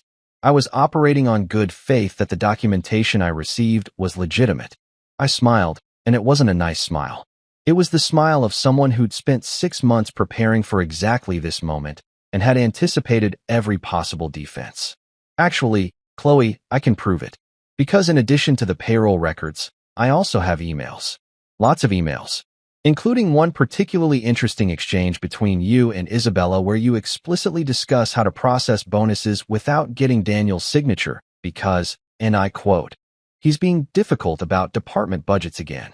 I pulled up the email on the screen, and I watched Chloe's face as she read her own words displayed for the entire executive team to see. The email was from 2 years ago, and it was incredibly detailed about exactly how they planned to circumvent the normal approval process. It even had little smiley face emojis at the end, which somehow made it worse. Like they were discussing fraud with the same casual cheerfulness that most people use when planning a birthday party. That was taken out of context, Chloe said weakly, but nobody was buying it anymore. The evidence was literally on the screen. Her own words, her own electronic signature, her own admission that she'd deliberately bypassed proper authorization channels. Isabella finally looked up from her hands and spoke, and her voice was so different from the confident, polished tone she'd used earlier that she almost sounded like a different person. Julian, please, she said, and there was something almost desperate in her voice. Can we discuss this privately? This doesn't need to be done in front of everyone. Actually, it does, I said, and I kept my voice level, professional, completely devoid of emotion. Because this isn't about our personal history. This isn't about our marriage or our divorce or any of the personal drama that you probably think is motivating all of this. This is about financial irregularities, breach of fiduciary duty, and systematic violations of corporate governance policies. And those things need to be addressed publicly, with witnesses, so that everyone understands that the new ownership is serious about accountability. I looked around the room, made eye contact with as many people as I could. I want to be very clear about something. For those of you who have been doing your jobs competently, ethically, and professionally, and I know there are quite a few of you because I've been reviewing everyone's performance records, you have nothing to worry about. Your positions are secure. In fact, you'll probably find that working conditions improve significantly once we implement some actual oversight and accountability measures. Patricia, The CFO raised her hand slightly like she was in a classroom. Mr. Hale, does this mean you'll be conducting a full audit of all departments? Absolutely, I said. Starting next week, we'll have an independent auditing firm come in and review everything. Every department, every budget line, every expense report. I want to know exactly where this company stands financially, and I want to identify any other areas where policy violations might have occurred. I turned back to Chloe and Isabella. And for those of you who haven't been doing your jobs ethically, well, I'd suggest you start updating your resumes, because this ship is getting a serious course correction. The meeting had officially stopped being about strategic partnerships or future plans and had become something else entirely, a reckoning. And judging by the expressions around the table, about half the people in the room were terrified about what that meant for them, while the other half were quietly celebrating the fact that someone was finally holding the right people accountable. By the time we reached the financial review portion of the meeting, which was always going to be the main event, the headliner, the moment where everything truly fell apart, Daniel Briggs looked like a man who'd just watched his entire career get fed through a paper shredder in slow motion while someone filmed it for YouTube. His face had gone from pale to gray, which I didn't even know was possible in living humans. And there was this sheen of sweat on his forehead that suggested his body was trying to escape the situation through his pores since the rest of him was stuck in that chair. He'd loosened his tie at some point, which for a guy like Daniel who probably irons his pajamas was basically the equivalent of showing up to work naked. I advanced to the next section of my presentation, and this was the part I'd been looking forward to almost as much as the initial reveal. Now let's talk about the numbers that really matter, I said, pulling up a slide that showed Brightwell's reported earnings versus their actual earnings for the last 5 years. The difference between the two lines on the graph was so dramatic it looked like someone had drawn it as a joke. These blue bars represent what you've been reporting to investors and stakeholders. Very impressive growth, consistent upward trajectory, the kind of numbers that make shareholders happy and keep stock prices stable. I let that sit for a moment, watched people lean forward to study the graph, and then I pulled up the overlay. And these red bars represent the actual financial performance based on real transaction data, actual revenue streams, and legitimate accounting practices that don't involve creative interpretation of what constitutes a quarterly profit. The red bars were significantly lower than the blue ones. In some quarters, they weren't even in the same ballpark. In Q3 of 2023, the reported earnings were almost double the actual earnings, which is the kind of discrepancy that gets people investigated by the Securities and Exchange Commission. You could hear the collective intake of breath around the table. Even the people who probably weren't involved in the financial reporting were smart enough to understand what those graphs meant. This wasn't just bad bookkeeping or optimistic forecasting. This was fraud. The kind of fraud that comes with federal charges and potential prison time and definitely makes it impossible to ever get a corporate job again unless you're applying to companies that specifically hire white-collar criminals as a matter of principle. Daniel's hands were shaking now, actually visibly trembling like he was trying to hold a cup of coffee during an earthquake. He kept opening his mouth like he wanted to say something, then closing it again when he realized there was absolutely nothing he could say that would make this better. What was he going to do? Claim he didn't know about the financial irregularities in the company he'd been running for 15 years. That defense might work for a middle manager, but not for a CEO who signed off on every quarterly report. I'm sure you're all wondering how this happened, I continued, because I was absolutely not going to let anyone claim ignorance or blame this on some low-level accountant who was just following orders. So let me show you exactly how these numbers got manipulated. I pulled up another slide, this one showing a flowchart of fake vendor contracts, phantom consulting fees, and revenue that had been counted twice or sometimes 3 times by routing it through different subsidiary accounts.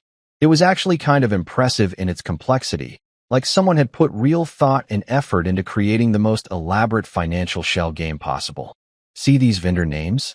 I pointed to a list of companies that appeared repeatedly in the financial records. Apex Solutions, Summit Consulting Group, Clearwater Services, LLC. They all sound legitimate, don't they? Professional names, proper paperwork, everything looks above board. I paused for effect. Except that none of these companies actually exist. They're shell corporations set up specifically to create fake expenses that could then be used to justify budget increases and hide where money was actually going. I clicked to the next slide, which showed the registration documents for these fake companies. Every single one of them had been registered to addresses that turned out to be UPS stores or virtual office spaces.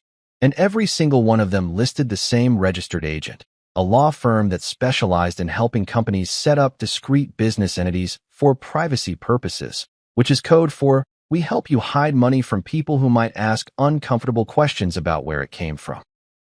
And here's the really interesting part, I said, zooming in on the signature lines of the registration documents.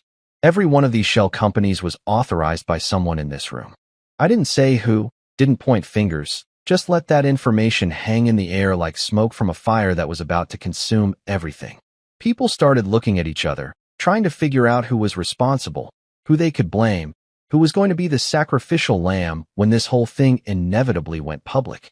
Patricia, the CFO, looked like she might actually be sick. She'd gone completely white, and her hands were gripping the edge of the table so hard her knuckles had turned into little white knobs. "I signed some of those vendor approvals," she said quietly, and her voice was shaking. "But I was told they were legitimate contractors. I was given documentation, references, everything looked proper."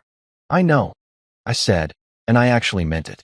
I'd done my homework on Patricia, and she was one of the good ones, someone who'd been trying to do her job correctly while being systematically undermined by people above her who had different priorities. And that's why you're not being held responsible for this. You acted on information you were given in good faith.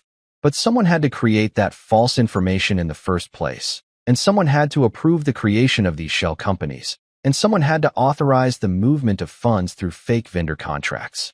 Every eye in the room turned to Daniel, and I watched him physically shrink in his chair like he was trying to become small enough to slip through the cracks in the floor and disappear. He looked at me, and for a moment, I almost felt sorry for him. Almost. Then I remembered that condescending comment about leadership and support, about how some people were built for one thing and others were built for something else, and any sympathy I might have felt evaporated like morning dew in August. "Julian," he said, and his voice came out as barely more than a whisper. "What do you want?" It was the question I'd been waiting for, the moment where he finally admitted that he had no power left, no leverage, no cards to play. He was asking for terms like a defeated general negotiating surrender, except this wasn't a war, and there were no terms that were going to save him. I leaned back against the table, crossed my arms, and looked at him with an expression that I hoped conveyed exactly how little sympathy I had for his situation. "What do I want?" I repeated, pretending to think about it, even though I'd known the answer to this question for 6 months. "I want accountability, Daniel. I want everyone in this company to understand that the days of cooking the books and playing fast and loose with financial regulations are over. I want investors to actually get honest reporting about what their money is doing. I want employees to work for a company that operates ethically and legally." I paused, let that sink in, and then added with just a hint of a smile. "And I want the company car, the one you've been driving, because those heated seats are genuinely excellent for the soul, and I feel like my soul could use some heating right about now." A few people actually laughed at that, real genuine laughter that suggested the tension in the room was starting to break. Even in the middle of what was essentially a corporate execution, people still appreciated a good joke about luxury car features. Lucas, still leaning against the back wall, was grinning so wide I thought his face might split in half. But Daniel wasn't laughing. He looked like he'd aged about 15 years in the last 45 minutes, and when he spoke again, his voice had this quality of defeat that was almost painful to hear. "What happens now?" he asked, and I could tell he already knew the answer but needed to hear it said out loud. Before I could respond, Maya Patel spoke up. She was the financial officer, younger than Patricia, sharper than most of the executives in the room combined, and someone who I'd already identified as essential to keeping during the transition. She'd been sitting quietly through most of the meeting, taking notes on her tablet, and occasionally pulling up documents on her laptop to verify things I was saying. "Mr. Hale's data is accurate," she said, and her voice cut through the room with the kind of authority that comes from actually knowing what you're talking about. "I've been running parallel audits for the last 3 months, quietly, on my own time, because I suspected something was wrong with our reporting. Everything he's presenting matches my findings." The room went completely silent. This wasn't just me, the vengeful ex-husband with an axe to grind, making accusations. This was their own financial officer confirming that the company had been operating fraudulently. Chloe, who'd been sitting quietly since her email got exposed, finally spoke up, and her voice had this desperate edge to it. Those numbers could be interpreted different ways, she said. Financial reporting is complicated. There's always room for interpretation and, ma'am, Maya interrupted, and there was no respect in that, ma'am. Just barely concealed contempt. Excel doesn't lie. Spreadsheets don't have opinions. The numbers are the numbers, and the numbers say that this company has been committing securities fraud for at least 5 years, possibly longer. She turned to look directly at Daniel. And as the CEO who signed off on every quarterly report, you're personally liable for all of it. I almost clapped. I wanted to give Maya a standing ovation right there in the middle of the boardroom because she'd just delivered the kill shot with the kind of professional precision that you can't teach in business school. Daniel looked like he might actually pass out. His breathing had gotten shallow, and he kept pulling at his collar like it was strangling him, which emotionally it probably was. I think, I said, deciding to put him out of his misery because watching someone have a panic attack in real time was starting to feel less like justice and more like cruelty. We should take a short break. 15 minutes. Get some air, get some water, call your lawyers if you need to. And then we'll reconvene to discuss next steps, which will include immediate leadership changes, a comprehensive external audit, and cooperation with whatever regulatory bodies decide they want to investigate this situation. People started standing up immediately, like I'd just released them from detention. Some of them practically ran out of the room, probably to start making phone calls or updating their resumes, or just to get away from the oppressive atmosphere of watching an empire crumble. Isabella and Chloe left together, whispering furiously to each other, and I made a mental note to check if there were any recordings of whatever they were about to discuss in the hallway. Daniel just sat there, staring at the table, looking like a man who'd just realized he'd built his entire legacy on a foundation of lies, and it was all coming down at once. Lucas walked over to me, handed me a bottle of water that he'd apparently conjured from nowhere, and said quietly, "You know this is going to make national news, right? This is too big to keep quiet." "I know," I said, taking a long drink of water because my throat was actually sore from talking. That's kind of the point. The argument got so loud during the break that it made headlines before we'd even finished lunch. I'm guessing one of the junior executives who'd been sitting near the back, had their phone recording when Isabella completely lost it in the hallway. I mean, full-on meltdown, screaming at the top of her lungs like we were on a reality TV show instead of in a corporate office building. The video showed her pointing at me, her face red and twisted, with rage, shouting, "He's just bitter I left him. This is all because he couldn't handle me being more successful." Unfortunately for her, I had the best possible response ready, and the cameras caught every second of it. I just smiled, calm, collected, completely unbothered, and said in the most pleasant voice I could manage, "Left me? Sweetheart, you just walked out of the wrong office." The contrast between her screaming and my calm delivery was apparently comedy gold, because that clip went viral within 2 hours. I'm talking millions of views, trending on every platform, memes being created faster than I could refresh my feed. Hashtag Boardroom Revenge started trending on Twitter, and suddenly everyone with an opinion about corporate drama or messy divorces was weighing in. Within days, the audit results went public, and the fallout was spectacular. Daniel resigned citing health reasons, which was corporate speak for, "I'm getting out before the lawsuits start flying." His resignation letter was 2 sentences long and probably written by a lawyer who charged him $5,000 for the privilege. Chloe was suspended pending investigation, which really just meant they were building a case to fire her without getting sued for wrongful termination. She'd apparently tried to delete a bunch of emails, which was adorable because she clearly didn't understand how server backups work. But Isabella was special. I fired her myself, live during the next board session, because if you're going to do something, you might as well do it with style. She stood up, shaking so hard I thought she might vibrate through the floor, and screamed, "You can't do this to me." Her voice cracked on the last word, and honestly, it was almost sad. Almost. "Oh, I can," I said calmly, adjusting my cufflinks like we were discussing lunch plans instead of her termination. "Technically, I just did. HR will process your exit paperwork." "Oh wait, HR's your sister. That's awkward." A year later, the chaos became legend, the kind of story that gets whispered about in MBA programs and corporate happy hours across the country. Business journals wrote think pieces about hostile takeovers and corporate accountability. Someone even pitched a documentary about it, which I politely declined because I'm petty, not fame-hungry. Brightwell Industries rebranded under my leadership as Hale Dynamics, and within 6 months, the company had doubled its revenue. Turns out, when you stop hemorrhaging money through fake vendor contracts and nepotistic hiring practices, profit margins improve dramatically. Who knew? The company culture changed too. No more golden children getting promotions they didn't earn. No more fake numbers making everyone look good on paper while the ship slowly sank. Maya Patel became CFO, and she ran the finance department like a military operation, efficient, transparent, and absolutely terrifying to anyone who tried to cut corners. Patricia stayed on as her deputy, finally able to do her job without someone undermining her at every turn. Lucas officially became our general counsel, which meant he got to spend his days writing strongly worded letters to people who thought they could take advantage of us. He loved every minute of it. As for the infamous trio, Chloe moved to another city for self-reflection, which I'm pretty sure means she couldn't find work anywhere within a 100-mile radius after her name got associated with financial fraud. Last I heard, she was working for some small nonprofit, probably telling people she left corporate life to pursue more meaningful work.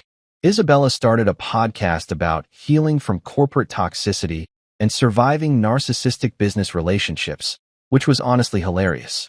I subscribed just to leave a 5-star review that said, "Love the fiction. Really creative storytelling. You should write novels." And me? I'm at peace. Actually, genuinely at peace in a way I never was during the marriage or even in those first angry years after. Sometimes I walk past the old conference room, stand in the doorway, and smile at the memory of that moment, the laughter that died, the silence that followed, the dawning realization on their faces. I raise my coffee mug in a silent toast and whisper, "Here's to karma and corporate Wi-Fi strong enough to stream it live." Because revenge doesn't always roar. Sometimes it walks into a boardroom, smiles politely, and says, "Good morning. I own the place."